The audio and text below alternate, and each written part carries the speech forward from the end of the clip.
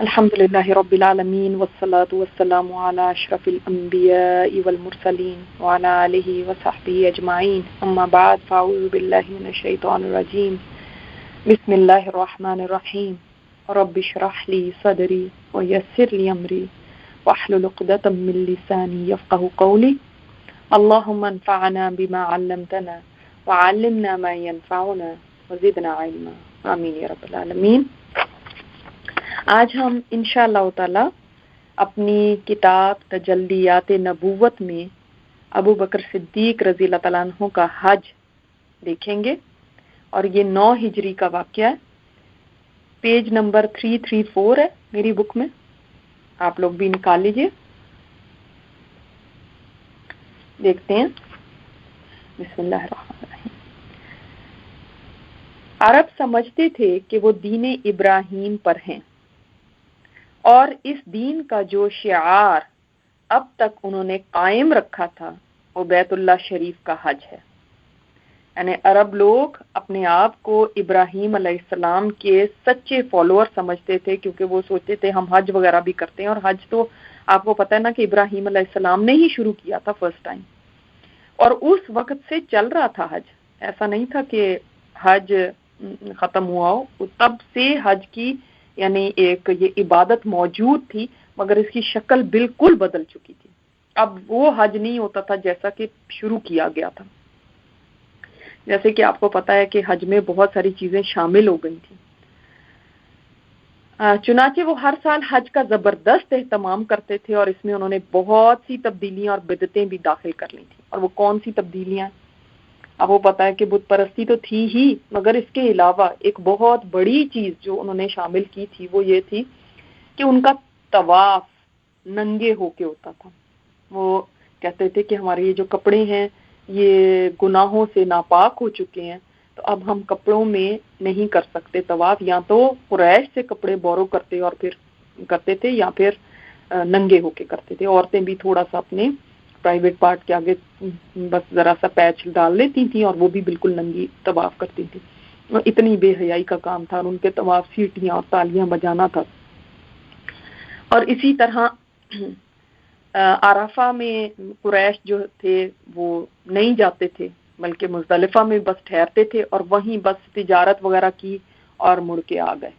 وہ کہتے تھے اس سے آگے جانا ہمارا کام نہیں ہے۔ اسی طرح قریش ننگے ہو کے نہیں کرتے تھے، یہ باہر والے لوگ ننگے ہوئے کرتے تھے۔ قریش تو اپنے آپ کو بہت بڑی چیز سمجھتے تھے۔ تو دیکھیں کیسی کیسی خرافات دین میں انہوں نے شامل کر لی، دین کا نام لے کے۔ اور یہی سب سے بری چیز ہوتی ہے کہ جب دین کا نام لے کے کوئی چیز کی جائے۔ ایک برائی ہوتی ہے، کوئی بری چیز ہے، کوئی برا کام کوئی کر رہا ہے اور سمجھتا ہے کہ یہ برائی ہے لیکن بس مجھ سے رہا نہیں جا رہا، میں کر رہا ہوں۔ ایک کام ہوتا ہے کہ برائی کو بھلائی کہہ کے پھر کرنا، وہ ورسٹ ہے۔ اللہ تعالیٰ نے کہاں حیا کا ہمیں حکم دیا ہے، حیا کرنے کا حکم دیا، اور کہاں یہ اتنی بے حیائی کا کام کہ اللہ کے گھر کا طواف ہی ننگے ہو کے کرنا۔ تو جب رسول اللہ صلی اللہ علیہ وسلم نے 8 ہجری میں مکہ فتح کیا، آپ کو یاد ہے نا 8 ہجری میں فتح مکہ ہوا تھا۔ کب ہوا تھا؟ کون سے منتھ میں؟ رمضان میں۔ اور عتاب بن اسید کو اس کا امیر مقرر کیا۔ اب وہ پتہ یہ لوکل تھے، اور میں نے آپ کو بتایا بھی تھا کہ یہ کافی ینگ تھے۔ آپ صلی اللہ علیہ وسلم نے ایک ینگسٹر کو وہاں کا امیر مقرر کیا، ان کو چانس دیا۔ لیکن بڑے بڑے صحابہ بھی تو تھے، جیسے ابو بکر صدیق رضی اللہ تعالیٰ عنہ، عمر ہیں، علی ہیں، یہ سب بھی تو تھے رضی اللہ تعالیٰ عنہ۔ ان کا کیا تھا پھر؟ ان کو کیوں نہیں دیا گیا کہ وہاں کا جو امیر ایک والی ان کو بنایا جاتا؟ ایسا کیوں نہیں کیا؟ آپ کے ذہن میں کیا آتی ہے بات؟ تو یہ بات ایک یاد رکھنے کی ہے کہ ان دونوں یا ان تمام صحابہ جو مہاجرین تھے، ان میں سے کوئی بھی مکہ میں سیٹل نہیں ہو سکتا تھا۔ اور وجہ کیا تھی؟ حالانکہ تو یہ تو وہیں کے سٹیزنز تھے، وہیں کے بورن اینڈ ریز تھے۔ کیا وجہ تھی؟ کیونکہ یہ ہجرت کر چکے تھے، اور اب ان کے لیے حکم یہ تھا کہ اگر یہ واپس وہاں جا کے سیٹل ہوتے ہیں تو ان کی ہجرت کا اجر ختم ہو جاتا ہے، پھر ان کی ہجرت نلیفائی ہو جائے گی۔ ٹھیک ہے، تو اس لیے کوئی بھی ان میں سے وہاں کا امیر نہیں مقرر کیا گیا۔ ہاں، تو اس سال انہی کی امارت میں، یعنی وہ امیر بنے تھے حج کے، جو ان کا وہاں کے مسلمان تھے ان کے امیر وہ تھے، اور ان کی امارت میں مسلمان اور مشرکین سب نے حج کیا. یعنی یہ ایسا موقع تھا کہ مسلمانوں نے بھی حج کیا اور مشرکین بھی حج کے لیے تھے، لیکن نبی صلی اللہ علیہ وسلم اس حج میں شامل نہیں تھے. اور وجہ کیا تھی؟ ابھی نیا نیا مکہ فتح ہوا تھا، آپ کو پتا ہے کہ اس کے بعد طائف کی طرف گئے اور کس طرح وہاں پہ مسلمانوں نے محاصرہ کیے رکھا، پھر اس کے بعد مال غنیمت جیسے تقسیم ہوا، اور پھر کافی اس میں دن لگے تھے، پھر بھی کر سکتے تھے. لیکن یہاں پہ جو شرکیہ چیزیں ہو رہی تھیں وہ سب ابھی ختم کرنے کی ضرورت تھی، کیونکہ نبی کریم صلی اللہ علیہ وسلم کو یہ دکھانا تھا مسلمانوں کو کہ حج کے ارکان کیسے ہوتے ہیں اسلام میں، اور یہ ابھی ممکن نہیں تھا، کیونکہ ابھی ان کی وہ طریقے چلے آ رہے تھے. اور آپ یہ دیکھیں کہ آپ صلی اللہ علیہ وسلم چاہتے تو اسی وقت جب مکہ فتح ہوا تھا تو سب کچھ ختم کر دیتے، بین کر دیتے تھے، لیکن آپ صلی اللہ علیہ وسلم نے ہمیشہ لوگوں کو ٹائم دیا، موقع دیا، ایک دم سے چیزوں کو نہیں پلٹا دیا. ٹھیک ہے، تو ابھی سب نے حج کیا تھا جیسے کہ وہ جاہلیت میں حج کرتے آ رہے تھے، کوئی چیز تبدیل نہیں کی گئی. ٹھیک ہے، ابھی تک ایز اٹ از ہی حج ہوا، ٹھیک ہے، جیسے وہ لوگ کرتے تھے پرانے زمانوں میں. لیکن اگلے سال 9 ہجری کا حج آیا. اب یہ بہت امپورٹنٹ حج اس لحاظ سے ہے کہ آپ دیکھیں تو رسول اللہ صلی اللہ علیہ وسلم نے ابوبکر صدیق رضی اللہ تعالیٰ عنہ کو حج کا امیر بنا کر بھیجا. کہاں سے بھیجا تھا؟ مدینہ سے. ٹھیک ہے، کہ وہی لوگوں کو حج کرائیں. وہ ذی قعدہ 9 ہجری کے اواخر میں، یعنی اس کے اینڈ میں، ذی قعدہ کے اینڈ میں 300 اہل مدینہ کے ساتھ روانہ ہوئے. اب اس میں بڑے بڑے کبائر صحابہ بھی تھے، وہ بھی ساتھ ہوئے، اور آپ صلی اللہ علیہ وسلم نے ان کو اپنی احکامات بھی دیے. اس وجہ سے یہ بہت امپورٹنٹ حج ہے کہ اس کے بعد اب کبھی بھی مشرکین حج نہیں کر سکیں گے، اس لیے یہ بہت امپورٹنٹ حج ہے. اس میں اس چیز کی اناؤنسمنٹ ہوئی تھی. تو اب دیکھتے ہیں ان کے ساتھ قربانی کے لیے رسول اللہ صلی اللہ علیہ وسلم کے 20 اور اپنے 5 اونٹ تھے. اس کے بعد جب وہ یعنی روانہ ہو گئے، آپ صلی اللہ علیہ وسلم نے 300 صحابہ کے ساتھ ابوبکر صدیق رضی اللہ تعالیٰ عنہ کو روانہ کر دیا حج کے لیے امیر بنا کے. ٹھیک ہے، اب جب وہ روانہ ہوئے تو کیا ہوا کہ ان کے پیچھے سے کیا ہوا؟ اس کے بعد سورہ برات کی ابتدائی آیات نازل ہوئیں. اور سورہ برات کی وہ کون سی ابتدائی آیات ہیں؟ آپ کو پتا ہے سورہ برات کون سی ہے؟ سورہ توبہ. سورہ توبہ جو 9th سورہ ہے، وہ سٹارٹ کیسے ہوتی ہے؟ برات من اللہ ورسولہ، کہ بری الذمہ ہو گئے، بری الذمہ ہونے کا اعلان ہو گیا اللہ اور اس کا رسول. الی الذین عاہدتم من المشرکین، کن سے بری الذمہ ہوئے؟ وہ مشرک جن سے معاہدے کیے ہوئے تھے، ان سے اب بری الذمہ ہو گئی، یعنی معاہدوں کی کینسلیشن کا اعلان آ گیا. تو پہلی آیات دیکھتے ہیں، آپ نکال لیجئے کہ اللہ تعالیٰ نے فرمایا وہ مشرک جن سے تم نے معاہدے کیے تھے، اللہ اور اس کے رسول کی طرف سے ان معاہدوں سے بری الذمہ ہونے کا اعلان کیا جاتا ہے. ان مشرکوں کو زمین پر 4 ماہ تک کھلے پھرنے کی مہلت دی جاتی ہے. یعنی ایسے ہے نا جیسے کوئی منادی کی جا رہی ہے، اناؤنسمنٹ کی جا رہی ہے. انہیں جان لینا چاہیے کہ یہ اللہ کو نیچا نہیں دکھا سکتے، اور ان کو اللہ ہی ذلت سے دوچار کرنے والا ہے. بہرحال حج اکبر کا جو دن ہے، اس موقع پر اللہ اور اس کے رسول کی طرف سے واضح اعلان ہے، تم لوگ آگاہ ہو جاؤ، تمام لوگ آگاہ ہو جائیں، اللہ اور اس کا رسول مشرکوں سے بری الذمہ ہے. اگین وہی والی بات آئی. اب بھی مشرک شرک سے توبہ کر لیں تو یہ توبہ تمہیں فائدہ دے جائے گی، اور اگر توحید سے منہ موڑے رہو گے تو یہ تو تمہیں معلوم ہی ہے کہ پھر تم اللہ کو تو جھکانے سے رہے. اے نبی، ان ناشکرے لوگوں کو دردناک عذاب کی خوشخبری دے دیں.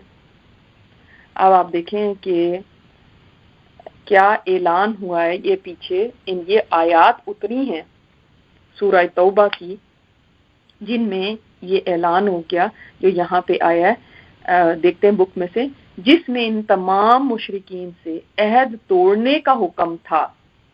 کون سے مشرکین سے؟ نمبر 1، یہاں پہ 1 لکھ لیں، جنہوں نے اپنے عہد کی پاسداری نہیں کی تھی۔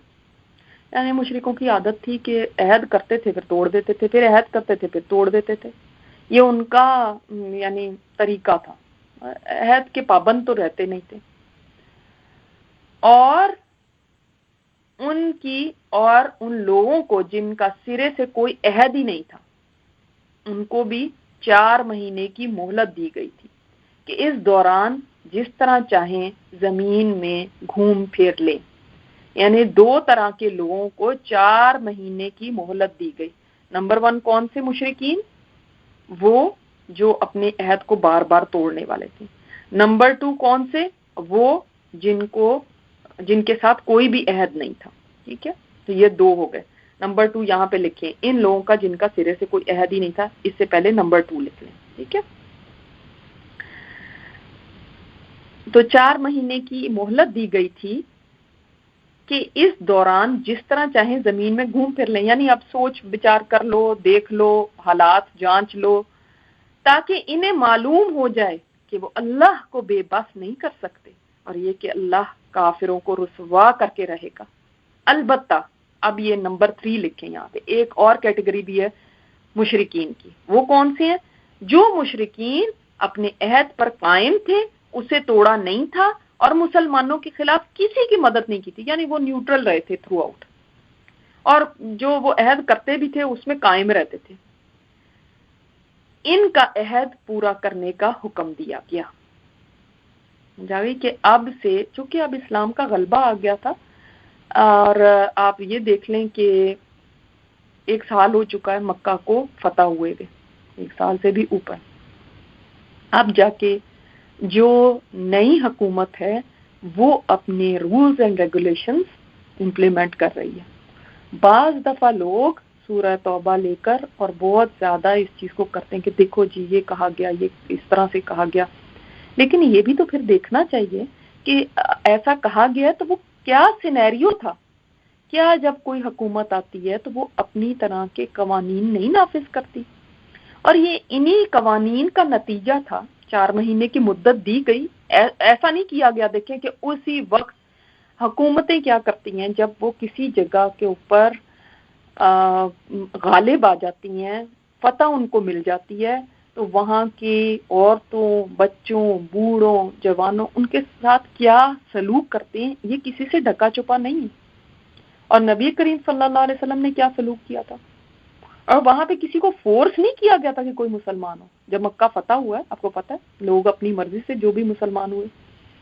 اچھا، اب ان کو ٹائم بھی دیا گیا، اتنا ٹائم دیا گیا۔ اب بھی جب یہ آیات نازل ہوئی ہیں تو اب دیکھیں ذی قعدہ کا اینڈ ہے، لاسٹ ایئر 8 ہجری میں رمضان میں مکہ فتح ہوا تھا، نیکسٹ ایئر آ گیا۔ اس وقت جو حکومت وقت کیا اس کو رائٹ نہیں ہے کہ وہ اپنے قوانین نافذ کرے؟ آج یہاں پہ جن ملکوں میں بھی فضول قسم کے قوانین بھی یعنی ڈال دیے گئے ہیں، لوگ ان کی بھی پابندی کر رہے ہیں بغیر چوں چراں کیے۔ لیکن جب اسلام کی طرف سے کوئی حق کی بات آتی ہے تو اس کو بہت اچھالا جاتا ہے، اور اس کے بعد کہا جاتا ہے دیکھو جی آگے ہے کہ پھر ان کو ورنہ قتل کر دو، پھر یہ کر دو۔ تو وہ اس لیے تھا کہ اب اس کے بعد 4 مہینے کے بعد اب کوئی مشرک یہاں نہیں رہ سکتا۔ یہاں تو وہ اسلام لے آئے، نہیں تو پھر اس کو یہ جگہ چھوڑ کے جانی پڑے گی، ادروائز تو پھر اس کے ساتھ جنگ ہی ہے ظاہر۔ یعنی اس جزیرہ عرب میں اب شرک نہیں ہو سکتا، اور اسی کا نتیجہ یہ ہوا، یہ بہت اہم بات ہے، ایک بھی قتل نہیں ہوا اس بات پہ۔ جو وہ لے کے پروپیگنڈا کرتے ہیں نا کہ دیکھیں یہ آیتوں میں لکھا ہوا ہے کہ پھر ان کو قتل کر دو جہاں پہ پاؤ، یہ تو ان کو ٹائم دیا گیا 4 منتھس کا۔ اس کے بعد بھی یہ 4 منتھس میں وہ سوچ بچار لیں، انہوں نے رہنا ہے تو مسلمانوں کے رہنا پڑے گا، ادروائز ان کو یہاں سے جانا پڑے گا، موو آؤٹ ہونا پڑے گا، وچ از فیئر انف۔ اچھا پھر یہ بھی دیکھیں مہلت دینے کے بعد یہ بات کی گئی ہے، اس سے ایسے نہیں کیا گیا کہ فوراً سے ان کو ان کے گھروں سے نکال کے باہر کر دیا جاتا، ان کو سوچنے کا ٹائم دیا گیا، ان کو دیکھنے کا ٹائم دیا گیا، اور اسی کا نتیجہ یہ اصل میں ایک دھمکی تھی ان لوگوں کے لیے اور بڑی کارگر ثابت ہوئی، کیونکہ آج آپ دیکھیں جزیرہ عرب میں کوئی بت پرستی نہیں ہے، کوئی آپ بت پرست عرب دیکھیں گے ہی نہیں، کرسچن عرب ہیں، یہودی عرب ہیں، لیکن آپ بت پرست عرب کبھی نہیں دیکھیں گے، کس وجہ سے؟ کیونکہ یہ بین کر دیا گیا کہ یہاں پہ بت پرستی نہیں ہوگی، پورے جزیرہ عرب میں ہی نہیں ہوگی، ٹھیک ہے؟ بات سمجھ آ گئی؟ اور یہ دیکھ لیں کہ چوتھی آیت بھی دیکھ لیں، اس کا ترجمہ دیکھیں، ان مشرکوں میں سے جو وہ لوگ جنہوں نے تم سے معاہدہ کیا پھر انہوں نے اسے پورا کرنے میں ذرہ برابر بھی کوتاہی نہیں کی اور نہ تمہارے خلاف کسی کی مدد کی، تو ان کے ساتھ طے شدہ معاہدے کی مدت کو پورا کرو۔ یاد رکھو اللہ تعالیٰ پرہیزگاروں سے محبت کرتا ہے، متقین سے محبت کرتا ہے۔ تو اسلام جب فاتح بن کے آتا ہے تو وہ کتنا جسٹس، عادلانہ اصول دیتا ہے کہ یعنی خود بھی معاہدوں کی پابندی کی گئی، ورنہ کون اس چیز کی پرواہ کرتا ہے؟ اور عرب میں تو یہ نارم تھا، جو غالب آ جاتا تھا، جو فاتح ہوتا تھا، وہ جو مرضی کرتا تھا، وہ کہتا تھا میری ہی چلے گی۔ اور آج تک دنیا میں یہی نارم چل رہا ہے کہ جو فاتح ہوتا ہے وہ تھوڑی پوچھتا ہے اچھا جی ہم آپ کے ساتھ معاہدہ کریں، وہ ہمارا جو معاہدہ ہے ہم اس کے اوپر قائم رہیں گے، ایسا نہیں ہوتا۔ معاہدوں کی تو دھجیاں اڑا دی جاتی ہیں، کوئی معاہدے کا لحاظ نہیں ہوتا، کیونکہ اب ہم غالب ہیں، اب ہم فاتح ہیں، اب ہم ونر ہیں، ہم جو مرضی کریں گے۔ لیکن یہاں پہ دیکھیں اسلام نے فاتح ہونے کے باوجود معاہدوں کو قائم رکھا، اور صرف ان سے معاہدوں کو 4 مہینے کی مدت دی جن قبائل کو معاہدے توڑنے کی عادت تھی اور وہ پہلے ایسا کر چکے تھے، ٹھیک ہے؟ یہ بات سمجھنے کی ضروری ہے۔ پھر آگے دیکھتے ہیں، یہ آیات یعنی یہ جو سورہ توبہ کی آیات اتری نبی صلی اللہ علیہ وسلم نے حضرت علی کو دے کر بھیجی کہ وہ حج اکبر کے دن اسے لوگوں تک پہنچا دیں۔ حج اکبر کس کو کہا جاتا تھا؟ حج اکبر یہ نہیں ہے جو آپ کہتے ہیں کہ جمعے کا دن آ گیا تو حج اکبر ہو گیا، اصل میں وہاں پہ عمرے کو حج کہا جاتا تھا، اور جو حج ہوتا تھا جس کو ہم حج کہتے ہیں اس کو حج اکبر کہتے تھے، ٹھیک ہے؟ تو ہم نے یہ بنا لیا وہ خود ہی کہ جمعے کے دن کا حج افضل ہے یا وہ حج اکبر ہے یا یہ بڑی وہ ہے، تو ایسی کوئی چیز نہیں ہے۔ حج اکبر کے دن اسے لوگوں تک پہنچا دیں۔ حضرت علی کو کیوں آپ صلی اللہ علیہ وسلم نے چوز کیا؟ فرمایا میری طرف سے میرا ہی آدمی اعلان کرے گا۔ یعنی اس زمانے میں کیا ہوتا تھا کہ اگر کوئی اہم آدمی، کوئی یعنی پوزیشن آف پاور میں آدمی ہوتا تھا تو یا تو وہ کوئی اعلان خود کرتا تھا یا اس کا کوئی ریپریزنٹیٹیو ہوتا تھا، یا جیسے بادشاہ ہے تو بادشاہ اپنا کوئی ریپریزنٹیٹیو جو اس کے خاندان کا ہو اس کو کہے گا کہ وہ آگے پیغام اس کا پہنچائے۔ اور یہاں پہ معاملہ آپ دیکھ لینا مشرکین کے ساتھ تھا، اور مشرکین تو خاندان کو ہی سمجھتے تھے، ان کو اور چیزوں کی سمجھ نہیں تھی کہ کیا ہوتی ہیں، تو اس لیے کہ تو آپ صلی اللہ علیہ وسلم نے یہ فرمایا کہ یعنی یا تو میں خود اعلان کروں یا میرے خاندان کا ہی کوئی اعلان کرے، تاکہ وہ پھر آگے سے اعتراض نہ کریں گے ہم تو اس کی بات ہی نہیں سنتے، ہم نہیں مانتے، یہ کون ہوتا ہے کہ جو ہمیں بتائے گا۔ تو یہ معاملات بڑے سینسٹیو تھے نا، کیونکہ آپ کو پتہ ہے ابھی بھی واسطہ پڑ رہا تھا مشرکین سے جو جہالت والی زندگی ابھی بھی گزار رہے تھے، وہی قبائلی حمیت، وہی وہ، ان کو ایمان اور ان چیزوں کا تھوڑی پتا تھا۔ تو آپ صلی اللہ علیہ وسلم نے پھر اپنی اونٹنی دی تھی حضرت علی کو، وہ آپ صلی اللہ علیہ وسلم کی اونٹنی لے کر گئے تھے، اور کسی کی اونٹنی کے اوپر ہونے کا مطلب کیا ہوتا تھا کہ یہ یعنی ان کی طرف سے ریپریزنٹیٹیو بن کے آیا۔ تو چاہے توڑنا ہے معاہدہ، چاہے کسی کے کوئی اہم اعلان کرنا ہے، چاہے کچھ ایسی امپورٹنٹ چیز کرنی ہے، تو جو بھی سردار ہوتا تھا وہ اپنے خاندان کے کسی بندے کو بھیجتا تھا کہ وہ جا کے یہ بات آگے تک پہنچائے، ٹھیک ہے؟ یہ بات یہاں تک امید ہے سمجھ آ گئی ہے۔ حضرت علی رضی اللہ تعالیٰ عنہ کی ملاقات زجنان या अरज में अबू बकर सिद्दीक रज़ी अल्लाह तआला अन्हु से हुई। यानी आपको पता है वो तो निकल चुके थे, तो ये पीछे से जाके उनसे मिले उस इलाके में। अबू बकर सिद्दीक रज़ी अल्लाह तआला अन्हु ने कहा, अमीर हो या मामूर, यानी आप अब आप पहले कौन है अमीर? अबू बकर सिद्दीक है। आप अमीर बन के आए हो, अमीर बना के भेजे गए, या मामूर? मामूर मतलब है कि सबॉर्डिनेट। तो अली रज़ी अल्लाह तआला अन्हु ने कहा मामूर।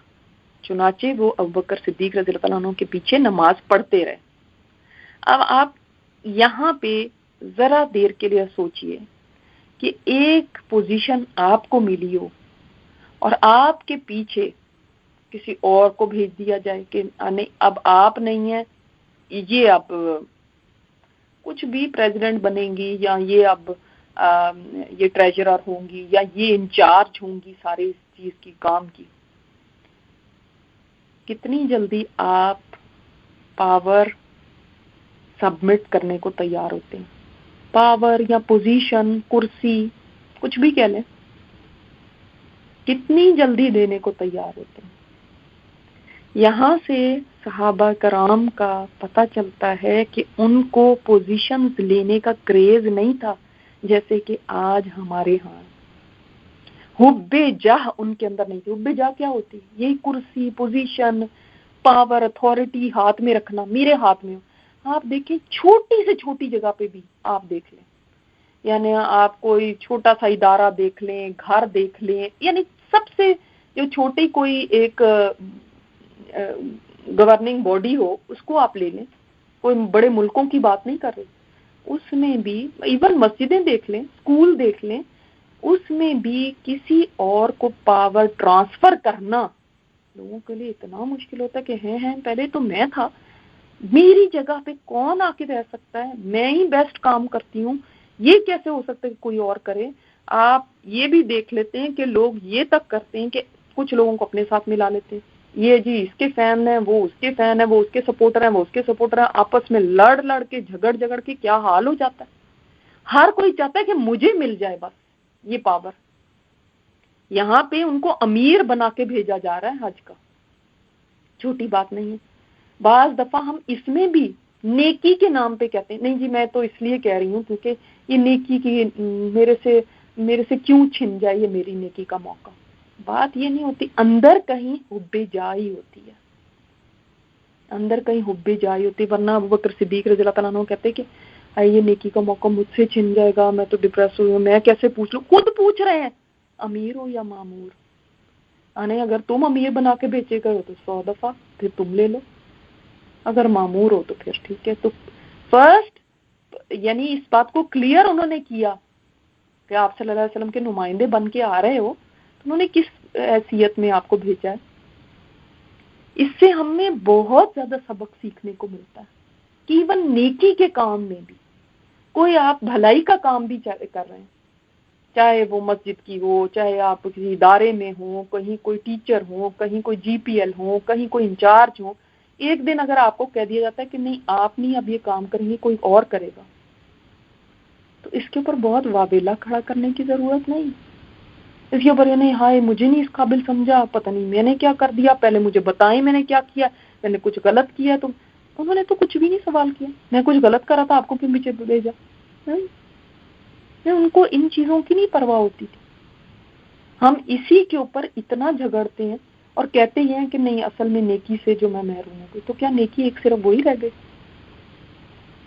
असल पीछे देखा जाए तो वाकई हमारे अंदर पोजीशंस की चाहत होती है, टाइटल्स, मुझे कोई टाइटल मिल जाए, कोई मैं आम उसमें ना रहूं, मैं कोई बस ऊपर हूं किसी से, कहीं इंचार्ज बन के जाऊं। वो भी तो इंचार्ज थे, हज के कारवां के इंचार्ज थे, उन्होंने तो नहीं ये बोला।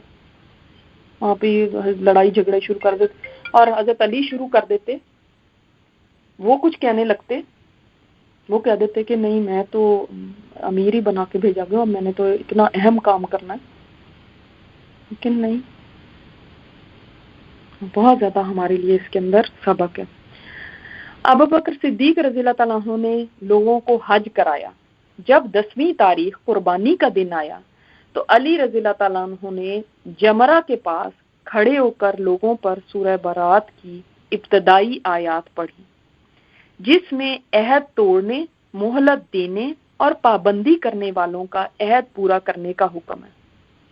اور ابو بکر رضی اللہ تعالیٰ عنہ نے کچھ لوگوں کو بھیج کر یہ منادی کرائی کہ اس سال کے بعد کوئی مشرک حج نہیں کر سکتا اور نہ کوئی ننگا آدمی بیت اللہ کا طواف کر سکتا۔ اب اس کو ہم دیکھتے ہیں اپنی حدیث کی کتابوں سے بھی۔ میں یہ قصہ آپ کو بتا دوں کیونکہ یہ مسند احمد میں بھی آیا ہے، ترمذی میں بھی آیا ہے کہ حضرت زید بن اسی نے علی رضی اللہ تعالیٰ عنہ سے پوچھا، آپ کو حج کے موقع پر جس اعلان کے لیے روانہ کیا گیا تھا وہ تو بتائیں۔ علی رضی اللہ تعالیٰ عنہ نے آگاہ کیا، اللہ کے رسول صلی اللہ علیہ وسلم نے مجھے ابوبکر صدیق کے ہمراہ حج کے موقع پر بھیجا تو 4 چیزوں کا اعلان کرنے کے لیے بھیجا۔ 4 چیزیں کہی گئی تھی۔ نمبر 1 یہ کہ جنت میں مومن کے سوا کوئی داخل نہیں ہوگا۔ یہ اس وقت بہت ساری چیزیں آپ کو سمجھ آئیں گی کہ جو اسلام نے ان لوگوں کو انٹروڈیوس کرا ان کو پہلے نہیں ان باتوں کا علم تھا، اور افسوس سے کہنا پڑتا ہے ہم جو پیدائشی مسلمان ہیں ہمیں بھی نہیں ان باتوں کا علم، اور ہم بھی یہ سمجھتے ہیں کہ نہیں کوئی بات نہیں، سبھی ٹھیک ہیں، تمام مذاہب ٹھیک ہیں، کسی کو غلط نہ پاؤ، وہ بیچارے بھی تو اپنی طرف سے کر رہے ہیں، وہ بھی غلط نہیں ہے، وہ سارے ہی جنت میں چلے جائیں گے، تو پھر کیسے کام کیسے حق ہو گیا اور وہ کیسے باطل ہو گئے؟ تو سب ایک ہی ہے نا۔ تو اس لیے اس بات کو ذہن سے نکال دیں کہ سبھی ٹھیک ہے، ایسا نہیں ہے، صرف اسلام صحیح ریلیجن ہے، اور اللہ تعالیٰ نے قرآن پاک میں فرمایا کہ جو اسلام کے علاوہ کوئی دین لے کر آیا تو اس سے قبول نہیں کیا جائے گا، یہ سورہ آل عمران میں۔ نمبر 2، ننگا ہو کر کعبے کا طواف کوئی نہ کرے۔ نمبر 3، اللہ کے رسول صلی اللہ علیہ وسلم اور جس کے درمیان معاہدہ ہے وہ صرف معاہدے کی مدت تک ہے، یعنی اس کی ایکسٹینشن نہیں ہوگی، اگر 6 مہینے کا 8 مہینے کا تو اس کے بعد اس کا رینیول نہیں ہوگا، اور جس کے ساتھ کوئی معاہدہ نہیں ہے اس کے لیے مہلت کا عرصہ 4 مہینے کا۔ اور نمبر 4 یہ کہ اس سال کے بعد مشرک اور مسلمان مل کر حج نہیں کریں گے، مشرک اس سال کے بعد حج پہ نہیں آ سکتے۔ تو حضرت علی نے حج کے موقع پر یہ اعلانات عرب دنیا کو بتا دیا، اور اس وقت آپ کو پتہ ہے کہ حج کے لیے دور دراز سے اس زمانے میں بھی لوگ آیا کرتے تھے، اور شرک اور فحاشی کا خاتمہ کر دیا، اور جو باقی مشرکین تھے ان کی چودراہٹ بھی ختم ہو گئی اس سے۔ ظاہر اب تو کوئی آ ہی نہیں سکتا حج کے لیے ایسا جو مشرک ہو، تو پھر سوچیں کہ یعنی ان کا تو بالکل ان کی یہاں سے پاور ختم۔ تو جزیرہ عرب جس کے مشرقی حصوں میں آپ دیکھیں ایسٹ میں مجوسی سپر پاور کا کنٹرول تھا، اور ویسٹ کی طرف یہ سارے صلیبی لوگ تھے، اور ادھر سارے قبائل تھے جو حکمران تھے، بے شمار قبائل تھے۔ لیکن اب فرسٹ ٹائم جزیرہ عرب کی تاریخ میں فرسٹ ٹائم ایسا ہوا تھا کہ ایک پرچم تلے سب متحد ہو گئے تھے۔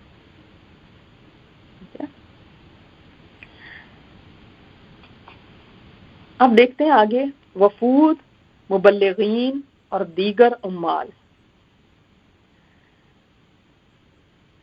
قریش اور نبی صلی اللہ علیہ وسلم میں جو کشاکش برپا تھی، عرب اس کے نتیجے کا انتظار کر رہے تھے۔ کیا کشاکش تھی؟ ایک کھینچا تانی کی سی کیفیت تھی نا، وہ کہہ رہے ہیں کہ میں نبی ہوں اور توحید کا پیغام دے رہے ہیں، یہ کہہ رہے ہیں نہیں جی ہمارے بت ہی صحیح ہیں، تو ایک ٹسل چل رہی تھی، اور یہ نتیجے کا انتظار کر رہے تھے کہ دیکھتے ہیں اب اونٹ کس کروٹ بیٹھتا ہے۔ ان کا عقیدہ تھا کہ باطل قوت اور فتح کے ذریعے مسجد حرام پر قبضہ نہیں ہو سکتا۔ کیوں؟ اس لیے کہ وہ پہلے دیکھ چکے تھے اصحاب فیل کا انجام ان کے ساتھ کیا ہوا تھا، تو ان کو پتہ چل گیا کہ یہ جو باطل قوت ہوگی وہ اس کے اوپر قبضہ نہیں کر سکتی، وہ اس جگہ کو فتح نہیں کر سکتی، اور اگر نبی کریم صلی اللہ علیہ وسلم اعوذ باللہ اگر باطل ہے تو وہ بھی نہیں کر سکیں گے۔ اصحاب فیل کا واقعہ زیادہ دور کی بات نہیں تھی، لہٰذا جب اللہ تعالیٰ نے رسول اللہ صلی اللہ علیہ وسلم کو مسجد حرام میں داخلے کا شرف بخشا اور کفار پر غلبہ عطا فرما دیا تو آپ کے رسول برحق ہونے میں کوئی شبہ نہیں رہا۔ سمجھ آ گئی بات؟ یعنی وہ تو سمجھتے تھے نا جو کعبہ کا متولی ہوگا وہ وہی ہوگا جو حق پہ ہوگا، ایسا نہیں ہو سکتا کہ اللہ کے گھر کی جو تولیت ہے وہ کسی ایسے کو مل جائے جو باطل قوت ہو۔ آج بھی آپ دیکھیں ہمیں یہ بات نہیں سمجھ آتی اور ہم کہتے ہیں کہ ان کا تو عقیدہ غلط ہے، ہمارا عقیدہ صحیح ہے، ان کا غلط ہے۔ ٹھیک ہے، ان میں غلطیاں ہو سکتی ہیں، لیکن عقیدے کو کہہ دینا کہ ان کا عقیدہ غلط ہے ہمارا صحیح ہے، پھر کیا غلط عقیدے والوں کو اللہ تعالیٰ نے اپنے گھر کی تولیت دی دی ہے؟ یہ تو ان لوگوں کو بھی پتا تھا 1400 سال پہلے کہ کوئی باطل قوت اس کے اوپر قبضہ نہیں کر سکتی، اور آج ہمارے مسلمان ان کو باطل کہہ کے ان کے پیچھے بعض تو ایسے ہیں کہ نماز بھی نہیں پڑھتے، بعض ان کو ہی برا بھلا کہتے ہیں اور کہتے ہیں وہ صحیح نہیں، ہم صحیح ہیں، جس قسم کے ہمارے عقائد ہیں بدعات پہ مشتمل۔ تو چنانچہ فتح مکہ کے بعد آپ کی خدمت میں آنے والے عرب وفود کا تانتا بند گیا۔ اب کیوں آ رہے تھے وفود؟ کیونکہ اب پتہ چل گیا نا کہ حق پر کون ہے، جو آپ کی رسالت پر ایمان لاتے اور آپ کی اطاعت کا اقرار کرتے تھے۔ اسی طرح لوگ اللہ کے دین میں فوج در فوج داخل ہونے لگے اور تھوڑے ہی دنوں میں اسلامی حکومت کا رقبہ یعنی اس کا جو ایریا تھا وہ بحر احمر ریڈ سی جو ہے اس کے ساحل سے خلیج عربی کے ساحل تک یعنی گلف، یہ سارا نیز جنوب اردن اور اطراف شام کے علاقے سے یمن اور عمان کے ساحل تک پھیل گیا، یعنی وہاں تک اسلام کا پیغام پھیل گیا۔ جب وہ مسلمان ہو گئے تو ظاہر ہے وہ یعنی مسلمانوں کے انڈر ہی آ گئے نا، اسلام کی اسٹیٹ آف اسلام میں ہی داخل ہو گئے، ایک مسلم اسٹیٹ میں۔ اس کا اندازہ آپ اس بات سے لگائیں، ایک روایت آتی ہے حضرت عمر بن سلمہ سے، ان کا بیان ہے کہ ہم لوگ ایک چشمے پر آباد تھے، یعنی ہم وہاں پہ چشمے کے پاس رہتے ہوتے تھے جو لوگوں کی گزرگاہ تھا، وہاں سے لوگ آتے جاتے قافلے رکتے ہوں گے، ہمارے ہاں سے قافلے گزرتے رہتے تھے اور ہم ان سے پوچھتے رہتے تھے کہ لوگوں کا کیا حال ہے۔ اس آدمی یعنی کس کی طرف اشارہ تھا؟ نبی علیہ الصلوۃ والسلام کی طرف۔ اس آدمی کا کیا حال ہے اور کیسا ہے؟ لوگ کہتے وہ سمجھتا ہے کہ وہ اللہ کا نبی ہے، اس کے پاس وحی بھیجی جاتی ہے، اللہ نے یہ اور یہ وحی کی ہے۔ کہتے ہیں میں یہ بات یاد کر لیتا تھا، گویا وہ میرے سینے میں چپک جاتی تھی، یعنی بس آتے جاتے لوگ بس بتا رہے ہیں اور ان باتوں کو یہ یاد کرتے گئے۔ اور عرب حلقہ بگوش اسلام ہونے کے لیے فتح مکہ کا انتظار کر رہے تھے، کہہ رہے تھے دیکھتے ہیں، کیونکہ قریش کی بھی وہ بہت عزت کرتے تھے نا، جیسے آج بھی بعض لوگ سعودی عرب کو ہی سمجھتے ہیں کہ وہ لیڈر ہے، اسی طرح اس زمانے میں بھی قریش کو وہ سمجھتے تھے کہ یہ ظاہر ہے کعبہ کے متولی ہیں، یہ حج کراتے ہیں، یہ ہمارے دین کے رہنما ہیں، یہ ابراہیم علیہ السلام کے ڈیسینڈنٹ ہیں، تو وہ ان کو اپنا دین میں اپنا لیڈر سمجھتے تھے۔ اب اگر وہ فال ڈاؤن ہوتے ہیں، اگر وہ گر جاتے ہیں تو اس کا مطلب ہے کہ کوئی اور جو آتا ہے پھر تو ہم اس کا ساتھ دیں گے۔ تو ابھی وہ ویٹ کر رہے تھے نا کہ کس طرف ہم ہوں، ہم دیکھتے ہیں کیا ہوتا ہے۔ تو فتح مکہ کا انتظار کر رہے تھے، کہتے تھے اسے اور اس کی قوم کو پنجہ آزمائی کرنے کے لیے چھوڑ دو، اگر وہ اپنی قوم پر غالب آ گیا تو سچا نبی ہے۔ چنانچہ جب فتح مکہ کا واقعہ پیش ہوا تو ہر قوم نے اپنے اسلام کے ساتھ مدینہ کی جانب پیش رفت کی، یعنی سب مدینہ کی طرف چل پڑے، اور میرے والد بھی میری قوم کے اسلام کے ساتھ تشریف لے گئے، اور جب مدینہ کی جانب اور جب خدمت نبوت سے واپس آئے، یعنی مدینہ سے ہو کے واپس آئے، تو فرمایا میں تمہارے پاس خدا کی قسم ایک نبی برحق کے پاس سے آ رہا ہوں۔ آپ صلی اللہ علیہ وسلم نے فرمایا ہے کہ فلاں نماز فلاں وقت پڑھو اور فلاں نماز فلاں وقت پڑھو، اور جب نماز کا وقت آ جائے تو تم میں سے ایک آدمی اذان کہے اور جسے قرآن زیادہ یاد ہو وہ امامت کرے.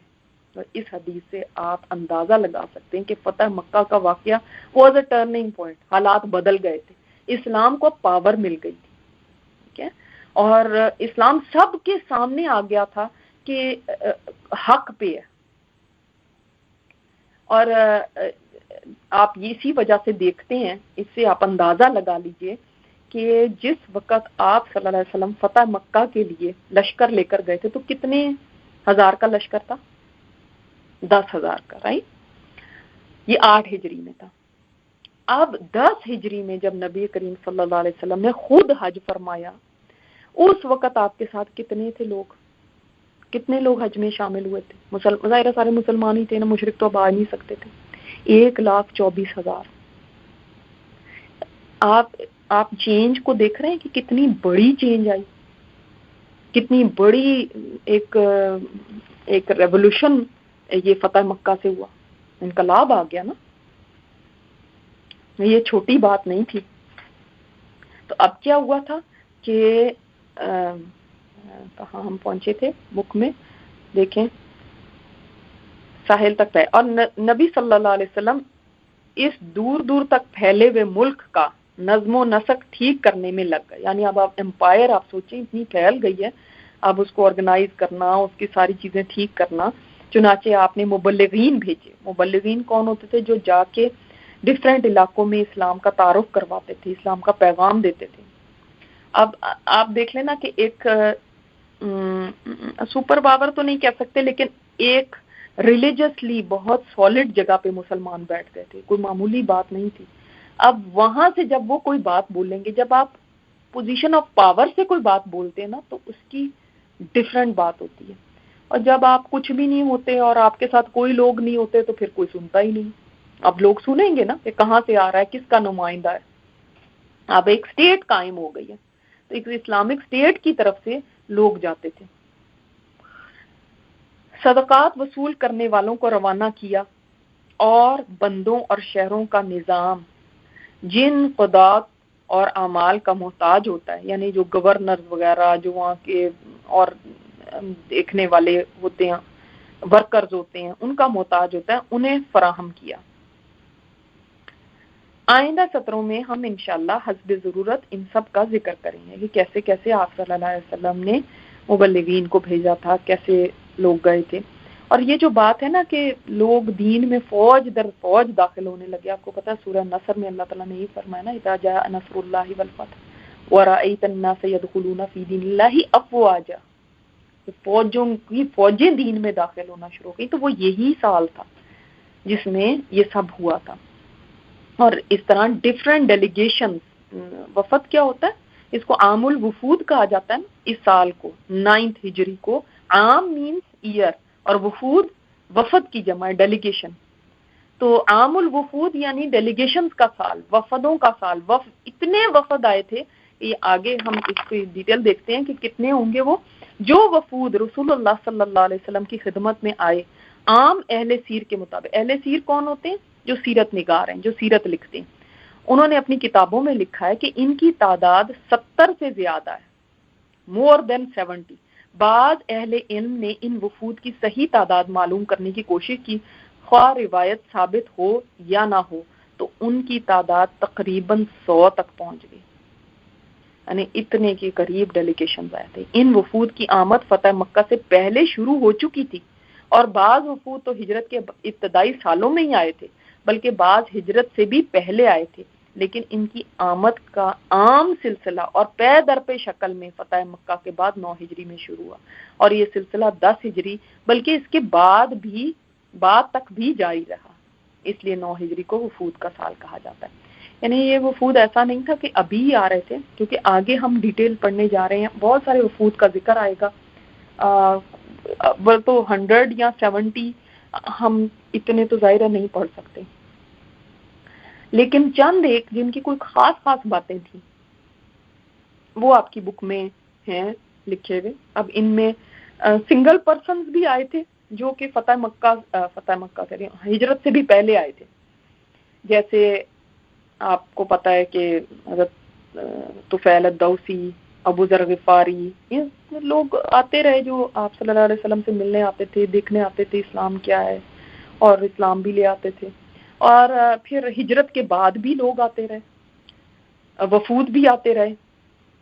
لیکن فتح مکہ کے بعد جتنے آئے ہیں نا 9 ہجری میں، اس سے پہلے اتنے آئے، یعنی اوپر تلے آ رہے تھے.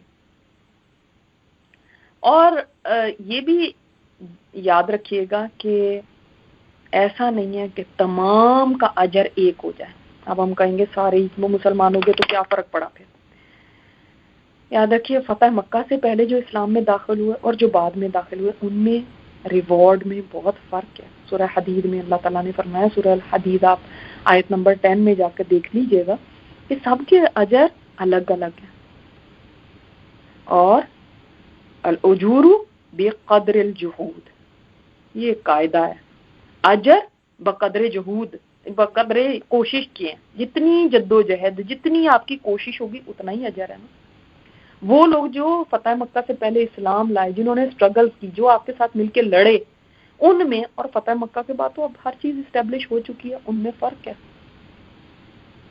یاد رکھیے ایک کام ہے سبھی کر لیتے ہیں، سبھی اس میں شامل ہونے شروع ہو جاتے ہیں، لیکن جس وقت وہ بوم کر رہا ہو، جب وہ اسٹیبلش ہو گیا ہو، جب وہ ان ہو، ان جس کو ہم ورڈ ان بولتے ہیں نا، ان ہو، بڑا پاپولر ہو، تب کر لینا وہ تو آسان ہے. لیکن جس وقت اس کام کے لیے واقعی ایک جدوجہد کی ضرورت ہو، قربانی دینی پڑتی ہو، لوگوں کی باتیں سننی پڑ رہی ہوں، اس وقت جو لوگ شامل ہوتے ہیں یا جو لوگ اس کام میں اسٹرگل کرتے ہیں، اپنا حصہ ڈالتے ہیں، ان کا اجر بہت زیادہ ہے ان سے جو بعد میں شامل ہو جائیں.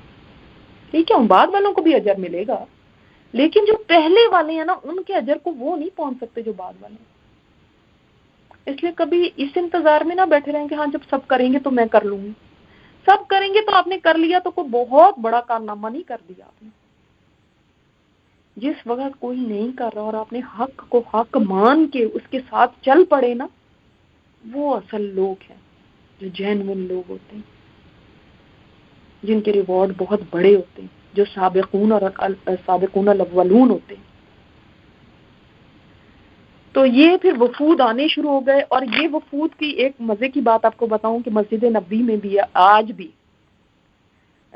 استوان الوفود موجود ہے، یعنی جو ستون ہے جس کے جہاں پہ آپ صلی اللہ علیہ وسلم یہ وفود سے ملا کرتے تھے. اگر آپ کو اللہ تعالیٰ ہم سب کو موقع دے، آپ کو موقع ملے تو آپ ضرور دیکھیے گا کہ کہاں پہ یہ ہے. تو یہ وفود زیادہ تر قبائل کے سردار، رؤساء اور اہل حل و عقد پر مشتمل ہوتے تھے، یعنی اتھارٹیرین لوگ ہوتے تھے جو بڑی بڑی اسٹیٹس مین، بڑی اتھارٹیز والے، سردار، رئیس ان کے لوگ. اور بسا اوقات آدمی تنہا یا چھوٹی سی جماعت کے ہمراہ آتا تھا. تو وہ عروہ بن مسعود کی بھی بات آئی تھی پہلے، جیسے ان کو شہید کر دیا گیا تھا. تو وہ اس طرح سے کچھ لوگ اکیلے بھی آ کے کرتے تھے کہ اسلام کے بارے میں پتہ کیا، پھر اپنے گھروں کو جاتے تھے، ادھر جا کے بتاتے تھے.